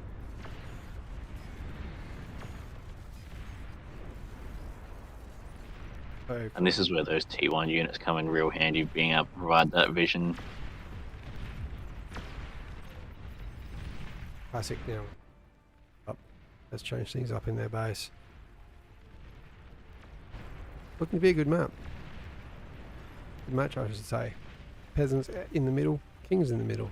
No one really playing too defensively or too offensively. Can't tell you who's going to win the middle lane. Usually it's a mix. Nice EMP out here. Who's built the EMP? Someone's been watching my games. I Defensive suspect we're EMPs probably going to are have, acceptable. Maybe it was just an EMP based on the bot. based on the fact that the Kings are starting to occupy that middle tier, and they've already got T3 roaming around, I suspect that they're probably going to be breaking out relatively soon.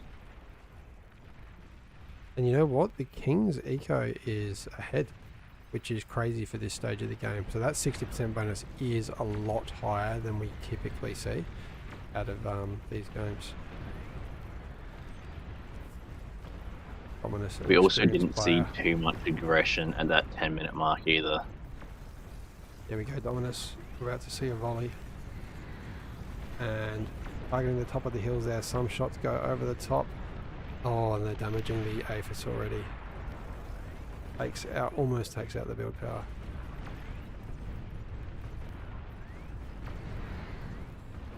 Should be Gonna good be power this actually time huge. around. No, it's gone. He's actually too close now. He was better further back.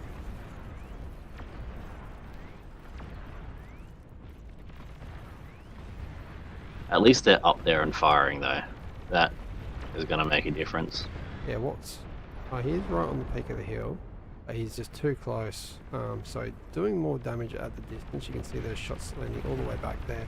Mazza actually had his eco quite far forward when he can put it in the corner, but that's working out well for them. Human trying to take out that Razorback. You can see now Vanguard coming out. Catapult has to keep moving. Yeah, they're definitely a fire, a volley, and reposition sort of a unit.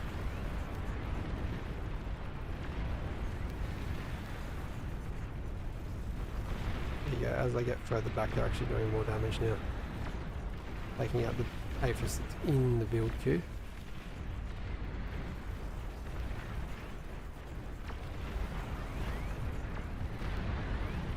Sharpshooter's getting taken out now. Repositioning onto that hill. It's targeting quite a nice spot there. Oh, not quite getting the build power. Here we go. This one might do a bit more. A little bit low. Gotta really pick those peaks. Not many of those shots clearing. I'm so focused over here. How's the rest of the map going? Oh, Classic is getting huge. Classic, yeah, has very much got himself Very nice. established up there on that northern side. Ominous losing those catapults to the defensive rattlesnakes. I'm going to check out the player view for the weapons and see what's hitting him. You can see exactly where it is. Things looking really healthy. 60% bonus, a little bit high. Maybe I got it wrong. But Kings, like I said, have been losing. We've had them at 70 and lost on this map before. We've had them at 65 and lost. They're just doing it right. Eco If you can pressure the now. Kings at that 10-minute mark and keep them contained within their ramps, Yeah. it plays out very differently. The Kings were aggressive this game. They managed to get out and take that middle tier. If you can hold that middle tier and be advancing out, then it means that you're in a winning position as a King. If you're not taking that middle ground, then it's a much rougher fight to try and get out once things have been well and truly established. Spam on the right is a problem. Wouldn't be surprised if Classic goes That's going to get in. Yeah, here we go. Are they going to make it into the conversion at the top of the hill? Yes, they are. No, they're not. Grumpiness as the reaction. Twin Guards do well. It does mean that that front is likely to be falling in a second here, though. Perhaps. Probably a little bit too preemptive with the demons. You can see a pulsar shot getting off there and taking about 50% off the demon's health. And demons coming the other way as well. Part 6 commander's going to get a couple of D-guns here, I reckon. Good use of the comm there. Oh, and unfortunately a bit AFK there. Standing those catapults, he got too excited. I think all these catapults are now going to be lost to spam.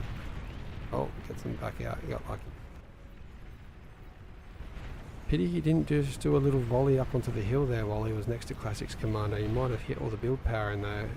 Those T2. If you have a look over on this top left-hand side, we have a Kargi walking into the peasant's base. Ooh. And not much is... If he gets over the hill, I think that's a dry sea. In a very bad position right now. Yeah. That Kargi's going to get value. This is player dead. Is it post-mortem not paying attention? He's looking at it. I can It's see the first his time cursor. units have come over, like, units have come out, because He's they not didn't come putting- down a ramp. I'm not overly surprised that there isn't necessarily a Com's good not response. invisible either. This is a new player to the game, guys. Remember, there is that invisible option for the commander. The only advantage he has is, I think, our king... Oh no, what is he doing? Oh my god. He could have got there and degunned, because old mate is AFK and just on a fight Right command. hand side, we have many demons pushing out, taking this base. Oh no! Oh no! Too heavy on the catapult production, maybe. Ominous. I think that is going to be a dead Aphis. The spam is going to keep these firing in different directions long enough that they probably won't be able to make it in unless they regroup and have a dedicated push again. However, that fusion's going to go, and that means that these are going to be very close to going down. Reminder of the rules, guys. I do see a complaint in the chat about Junos. You can Juno that mid ground. You cannot Juno the You can the Juno bases. armies, but not bases. We could get a reminder in the chat to all. That would be fantastic. That one Kargineth still just doing stuff over on the left on that fight command. How is no one reacting to that? Commanders can go invisible, people. Finally gets taken out. Alright, Kings are looking so healthy now that Dominus's base is dead, along with the fellow AllReasonNoLogic crew out there, Psycho Pew Pew, Orat, a few others. There's the reaction. This is a King's Games, guys. We're going to see it. Rare. We're going to see it, though. I'm pretty sure we're going to see it. No huge ecos anywhere that I can see are going to change this. Having said that, Peasant's still in economic lead. Over on the top right, we have the March of the Vanguards by Classic, walking into quite the huge economy. A lot of wind and ready to chain react for conversion. This is all going to go down pretty quick. Beamers are the only thing defending here. We've got Potato trying to get up a T3 lab. It is not going to be enough. If he gets vision, it's going to be a bit yuck. Classic's done a good job of having enough spam in front of those Vanguards to be able to provide the vision and keep them safe. Vanguards have got the firepower to deal with most things. I mean, there's not doing a great job at the moment with them being out the front, dying to the Kargi there. However, having that T1 providing the vision means that you can use your Vanguards for their firepower rather than using the health pool. Very interesting. Franks on the south has got vision of that Aphis, and he was target ground on it. You can see that shot just hitting that Aphis takes off 15% per shot. I think it might go down to these persecutors though. It's quite a risk. Potato's base died on the top right. These demons are cleaning up in the bottom right hand corner. People need to come online earlier. Snipers are the answer, not a T3 lab. FYI. You are Armada down here, Star Pirate. You'd actually be better off right now building a T2 lab. Let's see. Trying to get some D guns off, unfortunately. Not happening. And he's not going to even see that first Razorback. After all of that, people to the left of this learn from Star Pirate's mistakes. Start building your units right now. Sharpshooters. Kill demons very easily.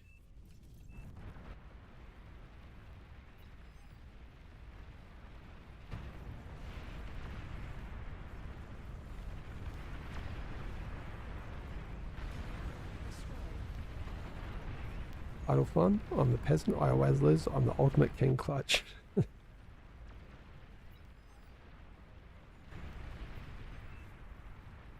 The top left is doing better than I thought they might have, based on the units that were sort of roaming out that way earlier. Yeah, they've survived, but the kings are now looking huge. 50% ahead on eco. Very quickly, that one in their favour. These demons just aren't stopping. Grumpiness is having a fantastic time, I am sure. When you're using demons as frontline units, it means that you've got economy to burn.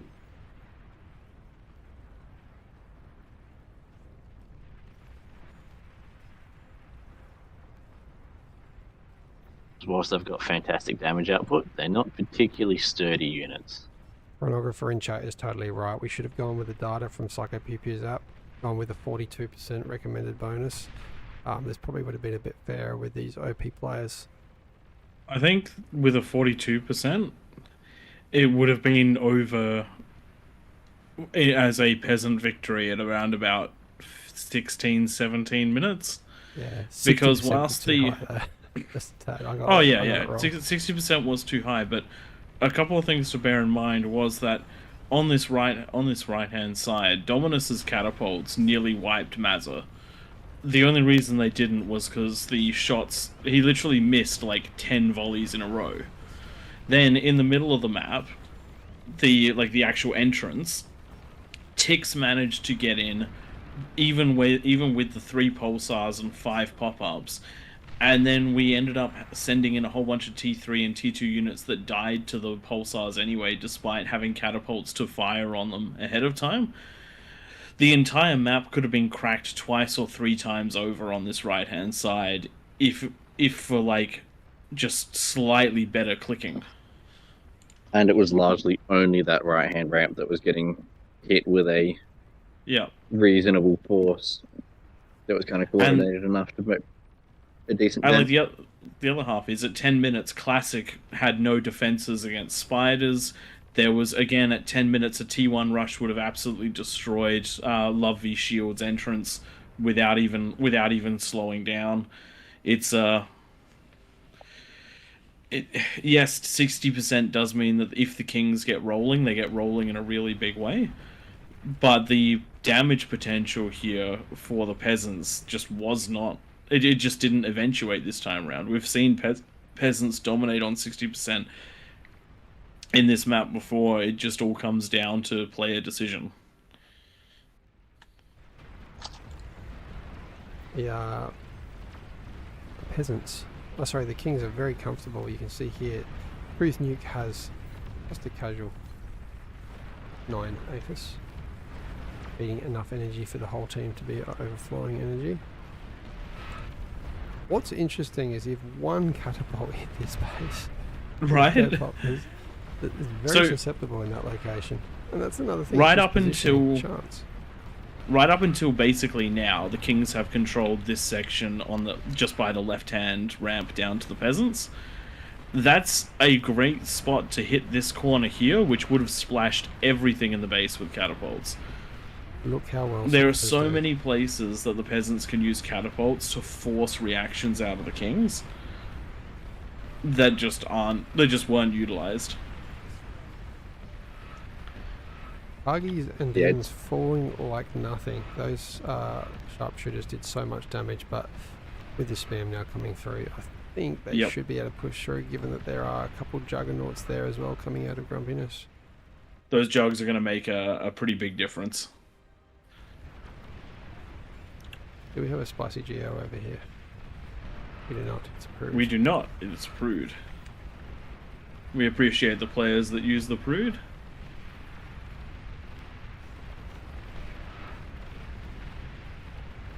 The question is going to be, for the last game of the night, we're doing Raptor Crater or Krakatoa, because I don't feel like we have room for 2 more, having to have done Claymore twice tonight. We apologise that there were a few delays.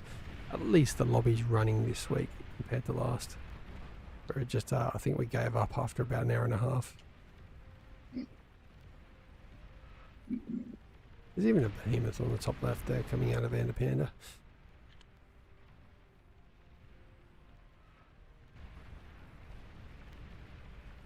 And there's a behemoth up in the top left corner already. I don't know if it's going to get anything else done for the game.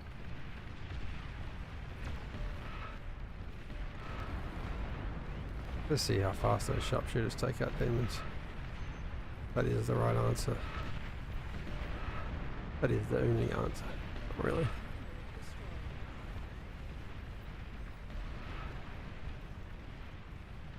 Time to throw Ascendancy into the mix to throw out the calcs. I am interested to see Ascendancy try it again. We did try it back in the day, and Chronographer actually flattened off the top of the hill, which made a very interesting game. But the problem with straight line maps, where it's things on one side and peasants on the other, it turns very much into the, if the kings can't win straight away, the peasants just build a defensive line that the kings can never push through, and eventually the peasants will get through the kings. That's what we've seen in the past.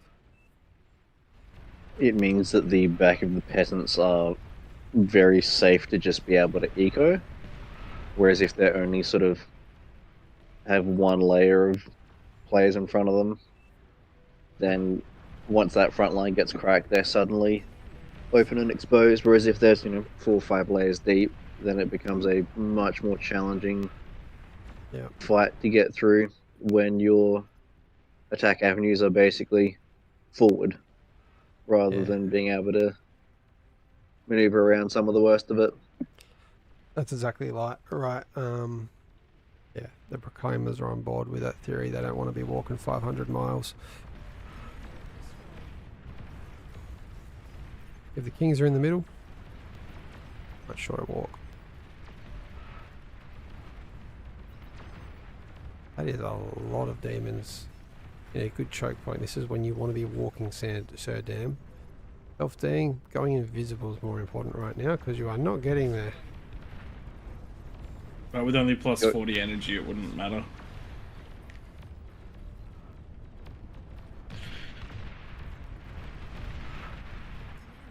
Final corner, falling. Oh, this middle's doing pretty good. Isa and friends. Plenty of vanguards. I don't think they're going to do much though, apart from defend for a little while and then go for one big long good night's sleep.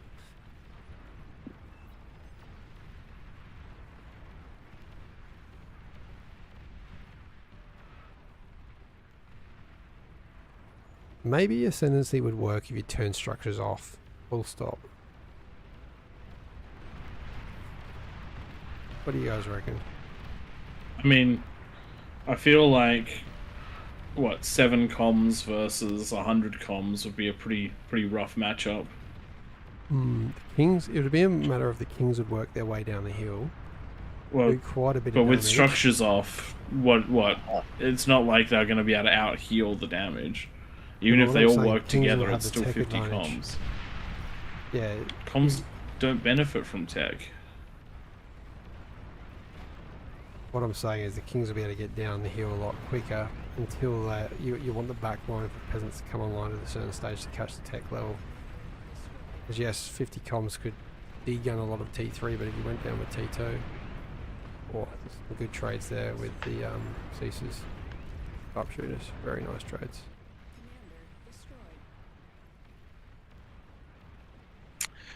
If this one does end up on YouTube, in the comments, let me know if you picked up on the joke that Twig missed.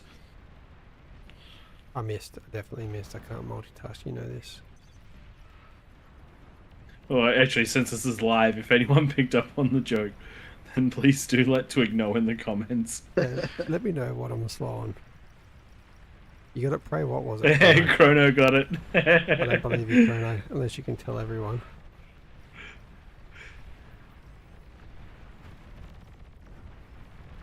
Cleanup crew is here. Everything finally making its way through. Oh. Gotcha. Yeah, there we go. There we go. So for those of you in chat that didn't pick up on it, Twig said disabling structures, not disabling defensive structures. So I was calling him out on the fact that 7 comms would have trouble beating 50.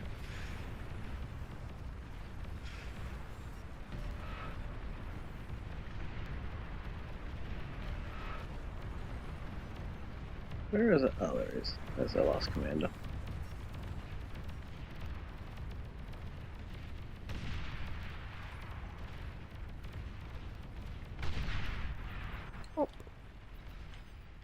And there you go, the final Managed big to catch ecos. with last explosions. Where's the last?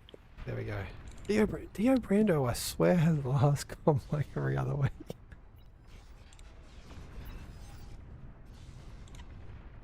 Oh, lag. What? What's the rule violations? That's freezing the game. I tried to make them explode. Oh dear.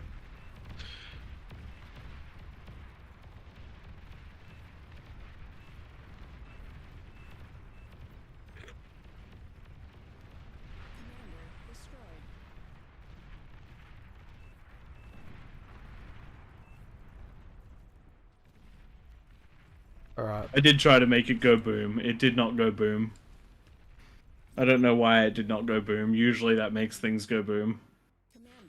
Some good game plays there out of the king, as you can see. A lot of damage being dealt when Grumpiness came online there. Really good for the peasants. If this one does make YouTube, make sure you hit that like and subscribe. Alright, do one more, guys. Got time for one more. Unfortunately, let's go over to Raptor Crater, Tom. After it is.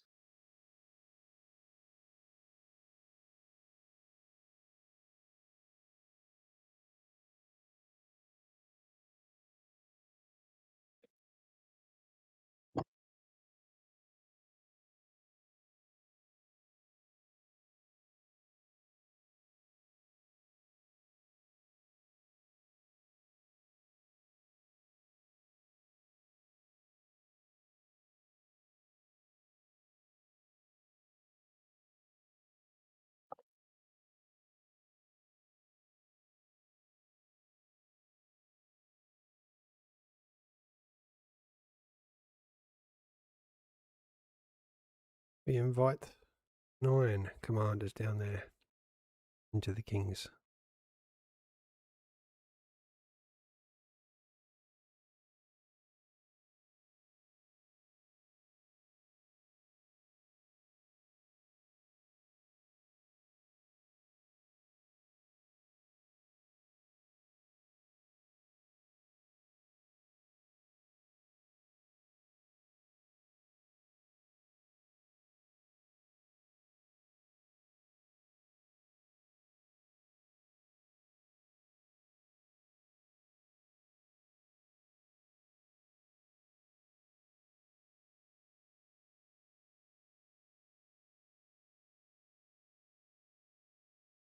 Great idea, chronographer. I didn't think of that suggestion to set up the lobby while everyone's placing from the previous one. What a bad idea.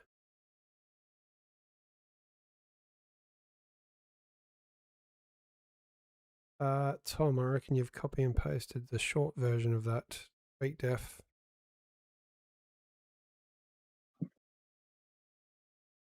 Yeah, the bit you've got in here is not copying nicely. I can do it. But was there no initial... We've already got tweak defs 2 in... This should be tweak def 2. The standard one should be tweak def. Nah, it overlaps with the T2 con turrets.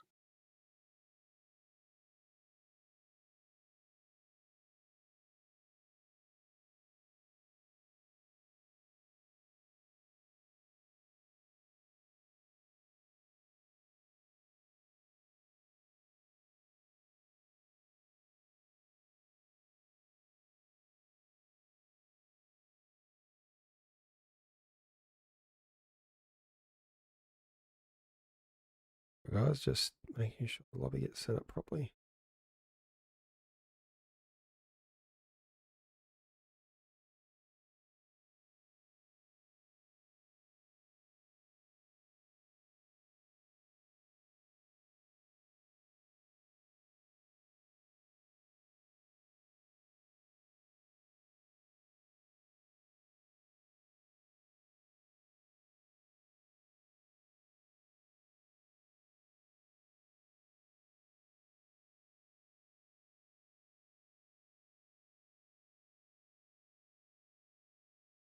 All right, looks like you've got them all down now.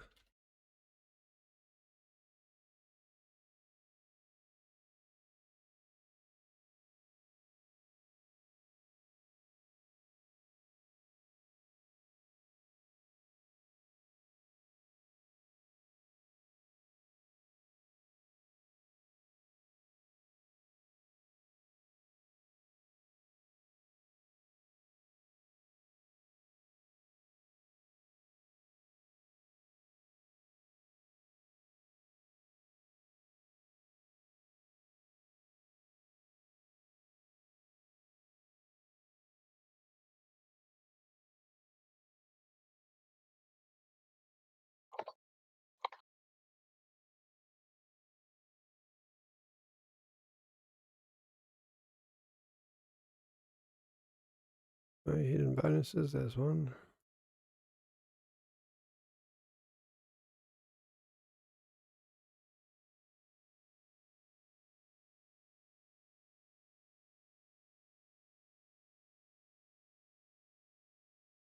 $55 too high for a bonus.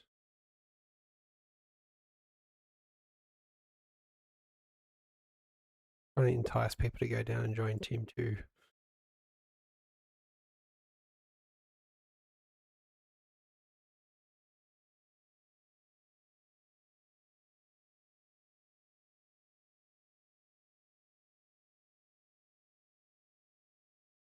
There's a ROM.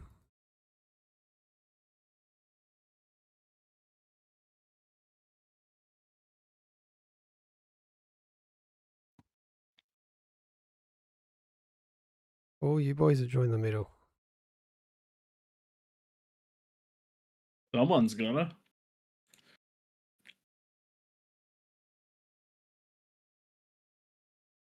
Two more, two more, two more.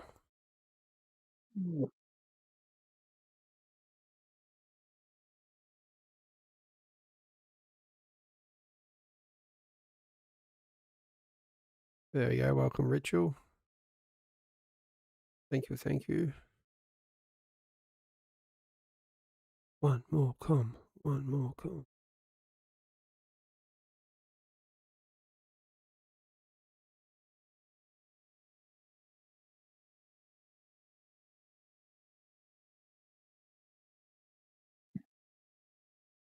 Looks like we've got a few that might be away. Bonus is probably a little bit higher. Nevertheless. For 70 people. Oh, it's gone up. You are right. Probably. It's gone up. It's gone up. All right. Who was there first? Sir Dan was. All right. Sir Dan's got it.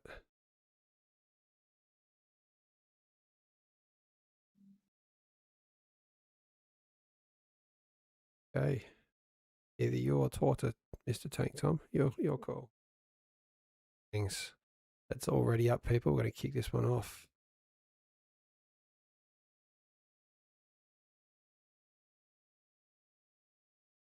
Three, two, one. Me here is no longer here. I will get us underway. Excelente.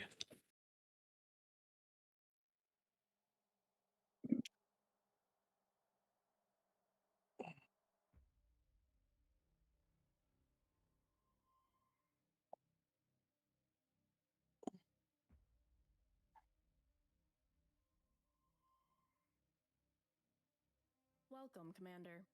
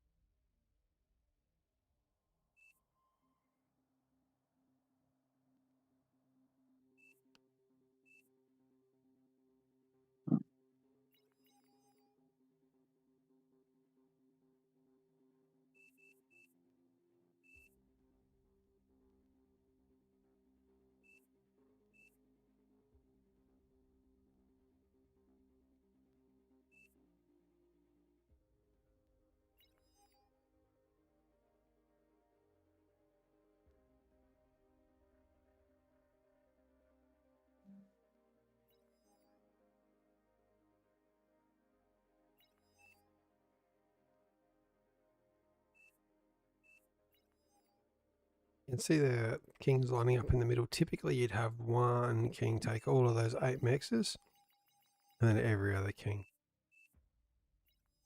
Azos. Moving his com, no, moving it back.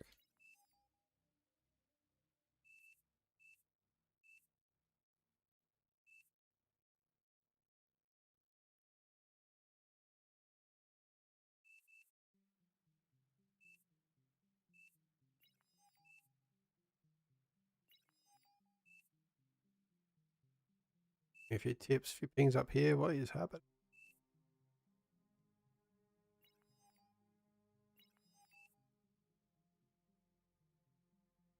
No more red dots. Everyone, I'm going to give you 60 seconds to place. I'm going to start this game. G'day, better strategy. Thanks for saying hi to Twig, despite the fact that he's ignoring you. No, mate. Why are you not in here as a king? That's why I didn't say hi. Nothing to do with the fact I can't multitask.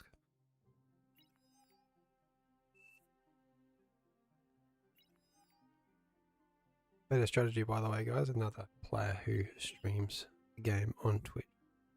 You want to check out their channel. Definitely better at the game than us. G'day, Zerom. Thanks for joining us.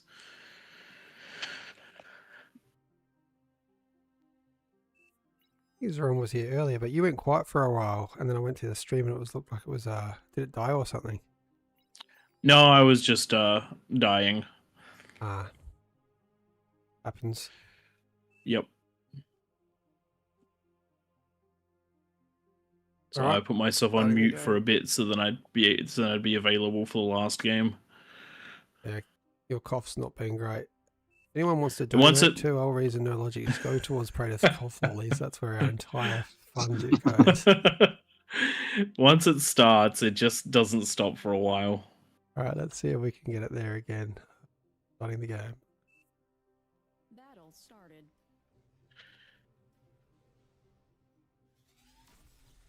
Good evening, ladies and gentlemen. Welcome to King of the Hill by AllReasonNoLogic. In the middle of the map, we have Tank Tom, who is also in chat with us. We've also got your commentators for the night, which is myself, Praetor, and Twig on the other line. You're joining us for King of the Hill on the Raptor Crater, last game of the night. Quick breakdown of the rules. We do have a 10-minute no rush. That lava will come dropping down at 10 minutes, giving everyone access to one another. We do request that you do not use structures to harm one another's bases, so that means make sure that your build radiuses do not cross any of those mex lines.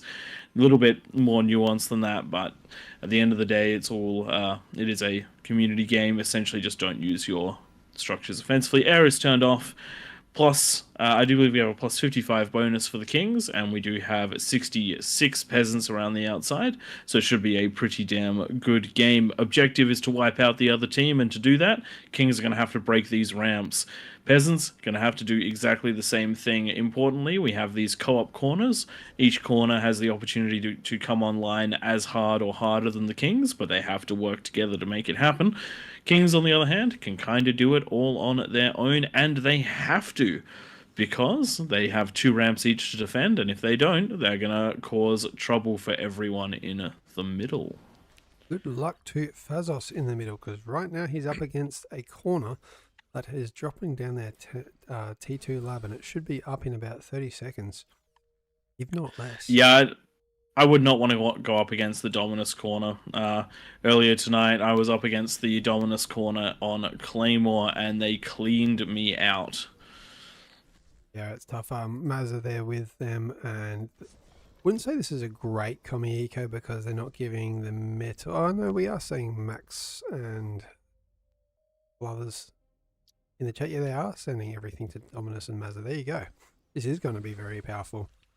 I wouldn't be surprised if we see a number of T2 handed out. It is very kind to hand out maybe to this other group here, one that they can keep, but everyone else, take it. Go and tap some mechs on the way to your base. so that not everyone needs to be handed out one. It allows Mazza and Dominus to go and get into that AFIS stage of the game a lot quicker if they're not handing out T2 for too long. Are any of the other commie corners doing the commie corner thing? Top right is the ROM over in the chat helping out with that one. These guys should have a pretty good session going, and you can see you have a T2 lab coming on the other side as well, so it does look like no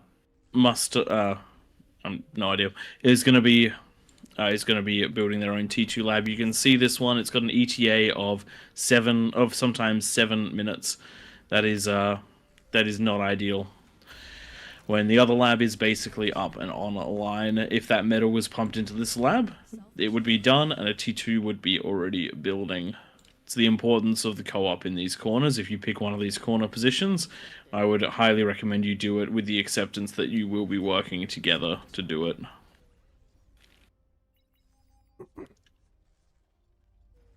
It'll be interesting to see grumpiness on the bottom left. I haven't seen any eco transfer to them. Just going up the chat, they're going to be detonating their own commander. We're going to compare doing it solo off of one of these starts to doing it by yourself. So already T2 mechs is coming down on the bottom right. I mean, with only plus 12 metal, even the 1200 that's going to come from the com, it's barely going to be enough to finish this bot lab, and that means that you're going to be waiting 40 odd seconds before you can even build that T2 constructor after it's finished. That's rough. That's rough. Then your first mechs is another 40 seconds after that. Your second mechs is probably about 32 seconds after that. Then about 26 seconds. Not taking any of the walking into consideration. By that stage, you're already at the 7-minute mark, if not later. Never mind. Grumpiness has just been given an entire other base, so that's kind of like a double base. Well, up on the hill there. So we're going to have to compare it to, I don't even know where. Everyone's coming now, technically. But still, it's going to be a little slower just having the two bases, like an extra 2 mexes and some constructors and a second commander building wind. Probably going to mean he doesn't need to build a fusion before AFIS, or maybe just one fusion before AFIS. We shall see. Speaking of we shall indeed. Are there any going down yet? Yes, Dominus just dropping there first, with Mazza helping out.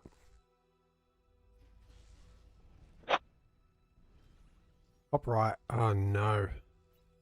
Another player going into their own T2 lab just by it off of someone. It was 7 minutes of build time when it was at 40%. Now it's bouncing off the 3 to 4. No, that's not so the one I was talking about.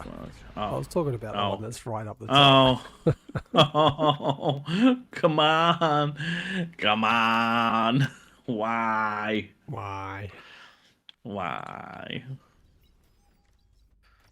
Some unfriendly gamers out here.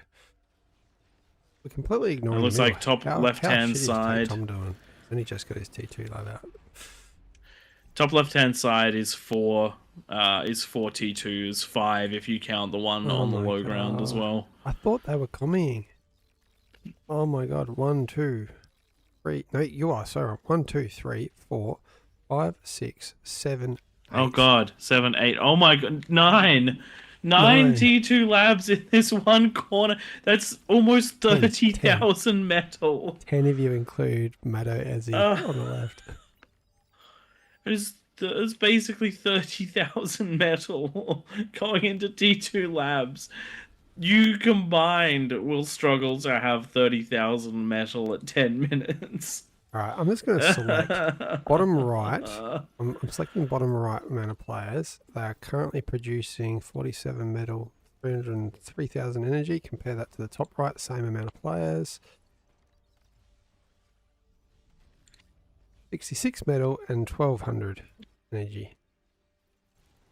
So, everyone, yeah. Very interesting. Very interesting. Well, it does mean that Oratab, if he wanted to, could absolutely crush this top corner by just going T1. Just grunts straight up the hill. Though then again, they are still managing some level of defense, so maybe not. This reminds me exactly of what Better Strategy is talking about in the chat when you get a whole bunch of players on an 8 versus 8 game go and build their own T2 labs and all around the same time of the game, and then no units being produced for that time of the game, and then your front line falls, then your your front bases fall, the back line comes online to deal with it, but you've just seeded like half the map, and then your res bots from the opponent's team are just eating all your corpses. Yep, good way to lose a game. Yep. That's right. It's good for the Kings, and Kings need every leg up they can get, because sometimes they go against some absolutely brutal co-op, and it is terrifying. Now, with 2 minutes to go, let's have a bit of a look around. We should start to see strategies forming. Middle of the map, we've got... What are you doing, Tom? You cannot afford that. I mean, 90 seconds left. Okay, let's hope that no one's against you. It's fine. A little bit behind the 8 ball, though, with a plus 55% bonus. I mean, all the every maybe Daoshi Bag's probably the only person that's got the base set up the way I'd like to see it, and Ora. But yeah, no, this is a problem for the Kings. I'm not seeing any units.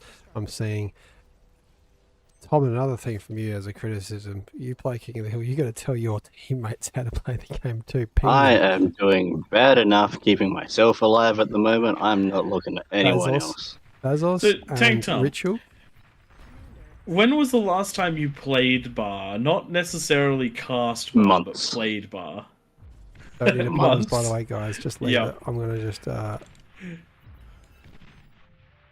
We might tease, but... Just ignore the messages. We might tease, but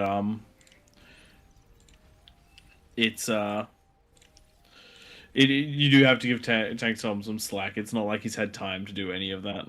No, I'm going to do anything. This 0 slack. Yep. All right. So 15 seconds to go. We have basic defenses up on some ramps, but not others. We do have some units coming out, but there's only really one area of threat that the Kings have to worry about, maybe two. And we're going to be seeing quite the threat here. And the thing is, it's going into a lot of metal value worth of defense, but it's not going into much defense at all. Yes, the Bulwark is awesome. The LLTs are nice, but between all of those LLTs, they've managed to kill a handful of blitzers. And, actually, the Exploiter is quite good. The Exploiter is genuinely quite good, but there is just too much stuff here. And the defensive Bulwark does not get built. Those units are in at the middle of the map, and they double ramped it too. That is going to be a super dead Serdan. The middle of the map needs to come online. Rugbush, if you're listening... Immediately. It's your job to drop a lab down right now and come to save the day here, because Serdan is dead. And they've spread out too. Landraden lost all of his conversion. Oh no, he's dropped the Hanhill is losing all of their base. Build a T2 lab when this is happening. Oof. Oh look, and on the right hand side, the 2 lanes that were left open by Fazos. Yep, those units are now in Landraden's base. That's not ideal for Landraden. And the Aphis in the middle of the map might actually go down to a single blitz. That coming corner we were looking down at the bottom right, probably not going to get to come online. This game is just about over. This is a problem. And look, it was experience. I do get the draw of some of those big defenses, but a Bulwark is not going to do you much. Even if the Bulwark got up, it would not have done much to stop that attack, because it just doesn't have the DPS against normal units. A Bulwark costs 3,000 metal. Yep, 3,000 metal could be beamers or pop-ups or anything along those lines. We do find that if you go Cortex, your best... Swing guards. That'll do a lot better. If you go Cortex, your best bet is actually Pounders over anything else. Also, just any Kings that are listening, do grab Ritual's base he has left.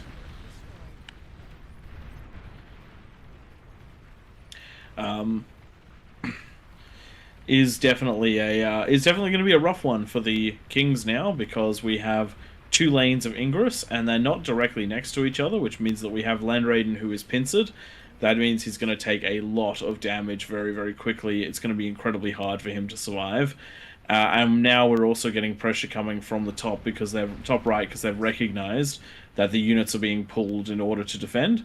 So they're coming in with whatever they have. It's only a little bit of T1 and some T2 backup, but what it means is that all these units that are coming up to help, these grunts, the fiends, the marauders, it means they're not down here stopping the main problems over here.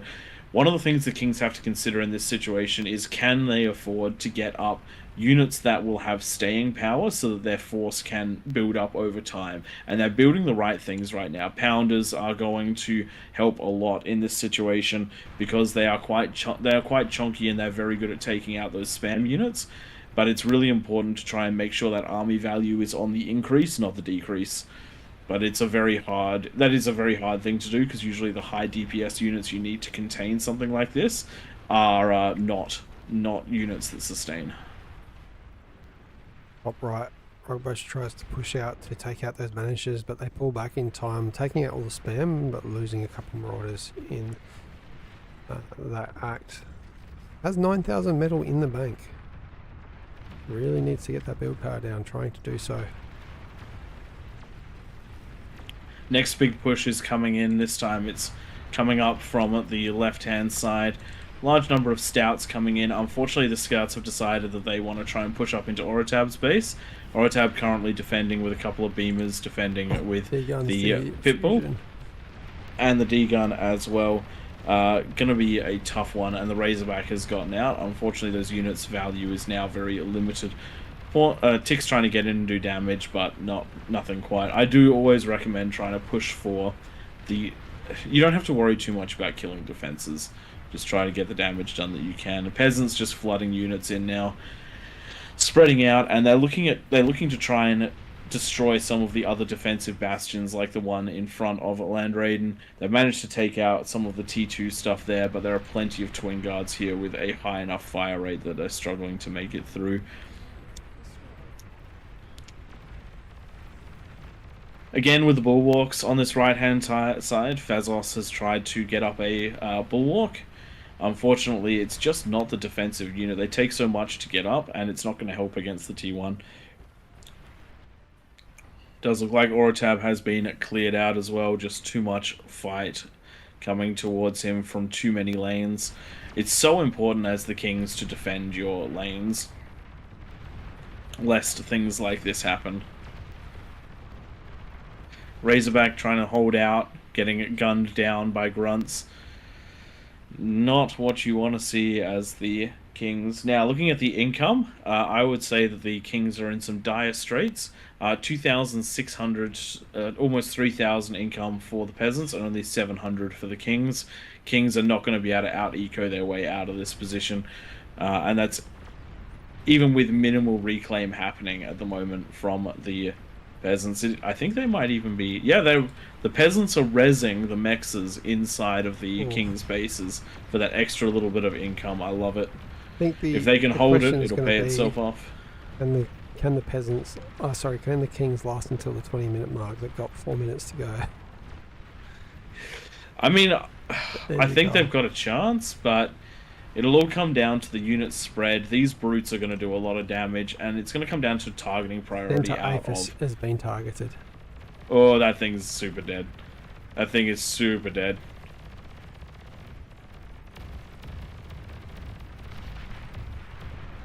There goes the T3 production on the map, and the Razorbacks, which have been keeping so much at bay, are no longer going to be an option. Tank Tom's having to pull his units back to defend, and that does mean that he is now open for offense. Has managed to get 3 bulwarks up, and I've been complaining about the bulwarks, but with how far they've been pulled back, and with the fact that he's not so much up against spam, he's up against some tougher units, they'll at least deal decently.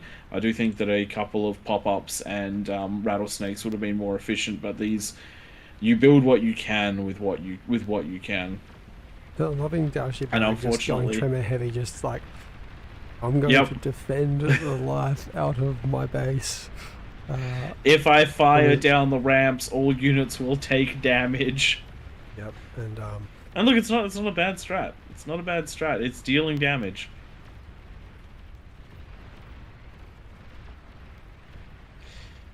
King's gonna hold out, I reckon, till that 20-minute mark, but these blitz strikes are just getting in deeper and deeper. They're trying to find everyone's economies. I think they're about to grab some of the last converters for the player in the middle of the map. Potentially there's fusions too, though that's a little bit of a harder ask with all the units coming through. But every little bit of production is hurting the Kings. They've dropped 200 metal per second, and we're just about to see Fazos falling to the onslaught of incisors. Players finally coming online in an even bigger way to get on through. They just need to target fire just that little bit better, because all the healing turrets were just going and going. But T3 lab down, T2 lab down, most of the economy down for Fazos. Twin guards at the back, stopping things from getting too much deeper, but when your base is gone, having the defenses behind is only going to help so much. Land Raiden's base has been invaded as well. Plenty of units in there, just duking it out with whatever is available, getting some damage onto that fusion. A little bit by a little bit, it's pushing down. Large thug force coming to try and clean up all of the LLTs up here, but Tank Tom trying to push it up against the wall, but there's not a lot left here to push. The thugs doing a decent job against the fiends. Com there as well, just going to try and get in. Com will probably be picked up here by the Marauders and Fiends, detonating that thug army, but it will also grab all of those Fiends as well. And the Kings are in desperate need of retaining army value, because they're currently 255% behind. Does look like they are going to make it to that 20-minute mark. Twig, though they're not too long for this world.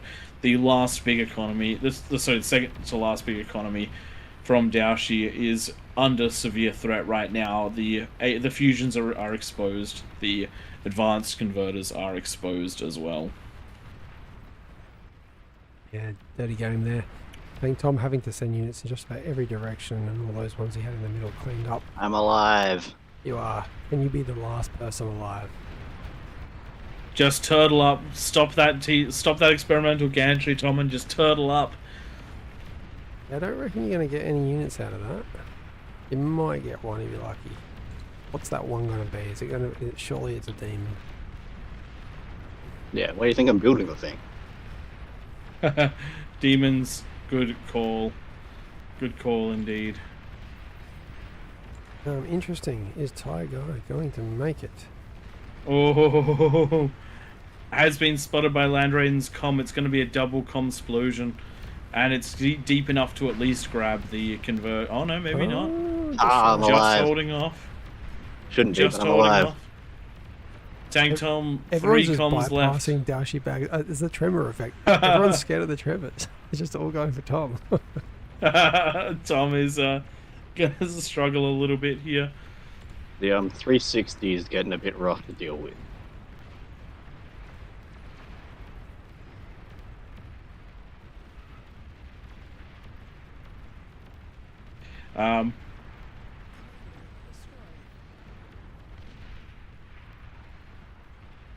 Yeah, that's what is that?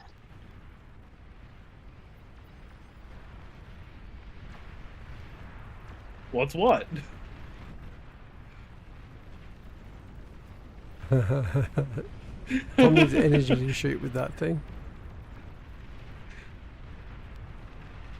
Quickly find the AFIS. Daoshi bag, just about to lose all of his energy income.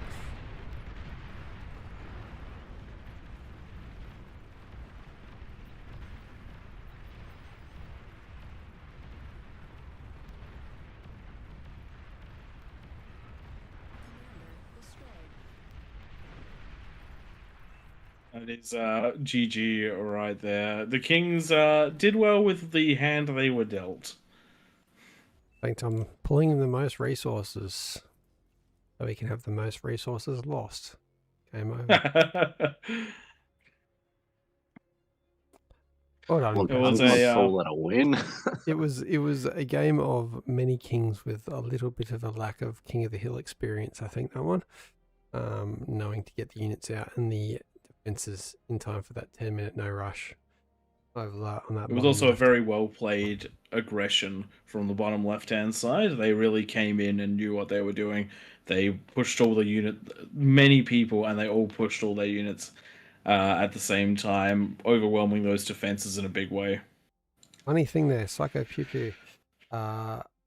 His tool said 67 bonus. I didn't get to apply the thing because I was too busy setting up lobby shit. I wish I read that. Wish I calculated it.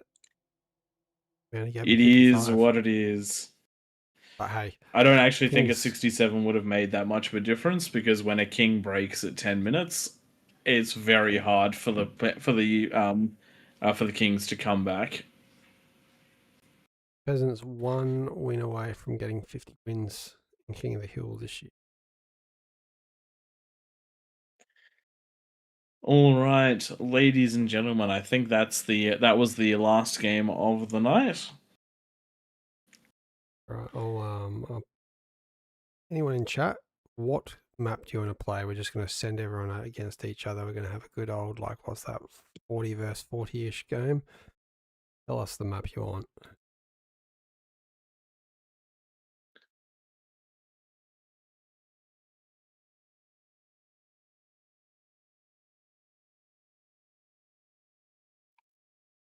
If you can remove the bonuses, guys.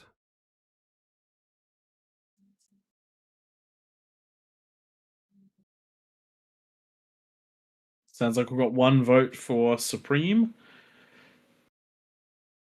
Supreme or Hellas? Personally, I prefer meat lovers, but that's fine. I thought you were a pepperoni kind of. Margarita's pretty good as well. I didn't really clear lobby work. Am I not a boss? For all the thing. Yeah, you're a boss. Try again. Mediterranean V1 has got another one, so we've got 2 for Supreme, 1 for Mediterranean. Alright, we'll just let the game think.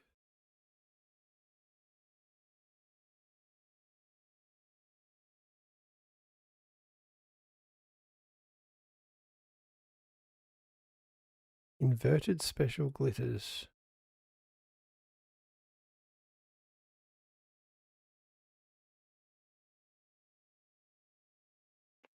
Alright.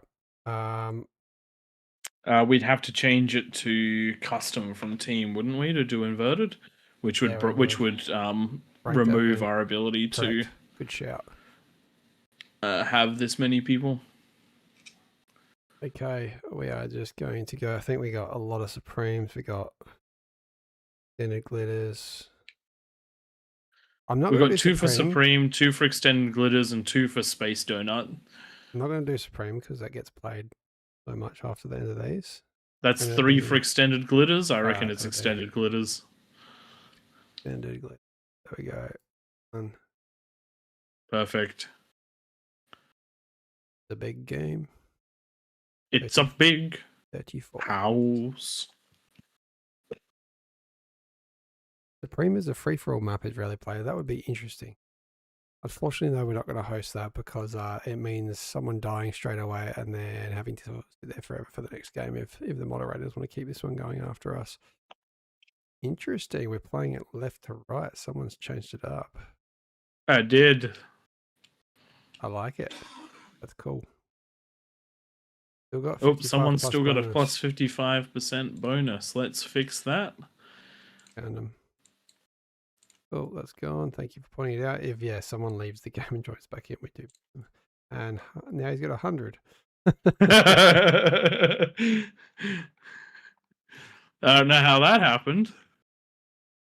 Edith always stirring up shit. Okay.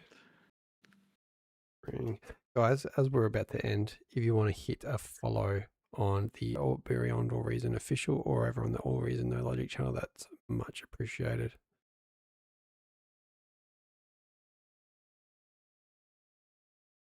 And Nightmare, if you want to do a raid, wow, you got ahead of me as I'm saying it. Raided. Thank you.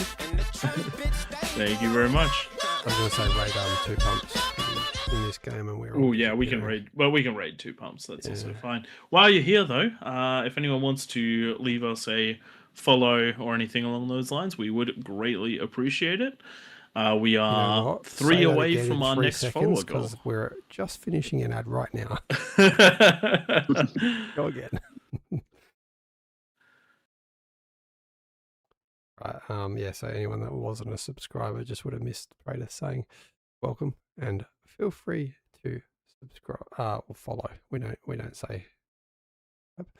Yeah. Unless you got that Prime sub that's free and you've got Amazon Prime. We appreciate them. They're not given to anyone else, but yeah, hit that follow. We're 3 away from 650, and we're going to raid you over to Grumpiness, who is in this game.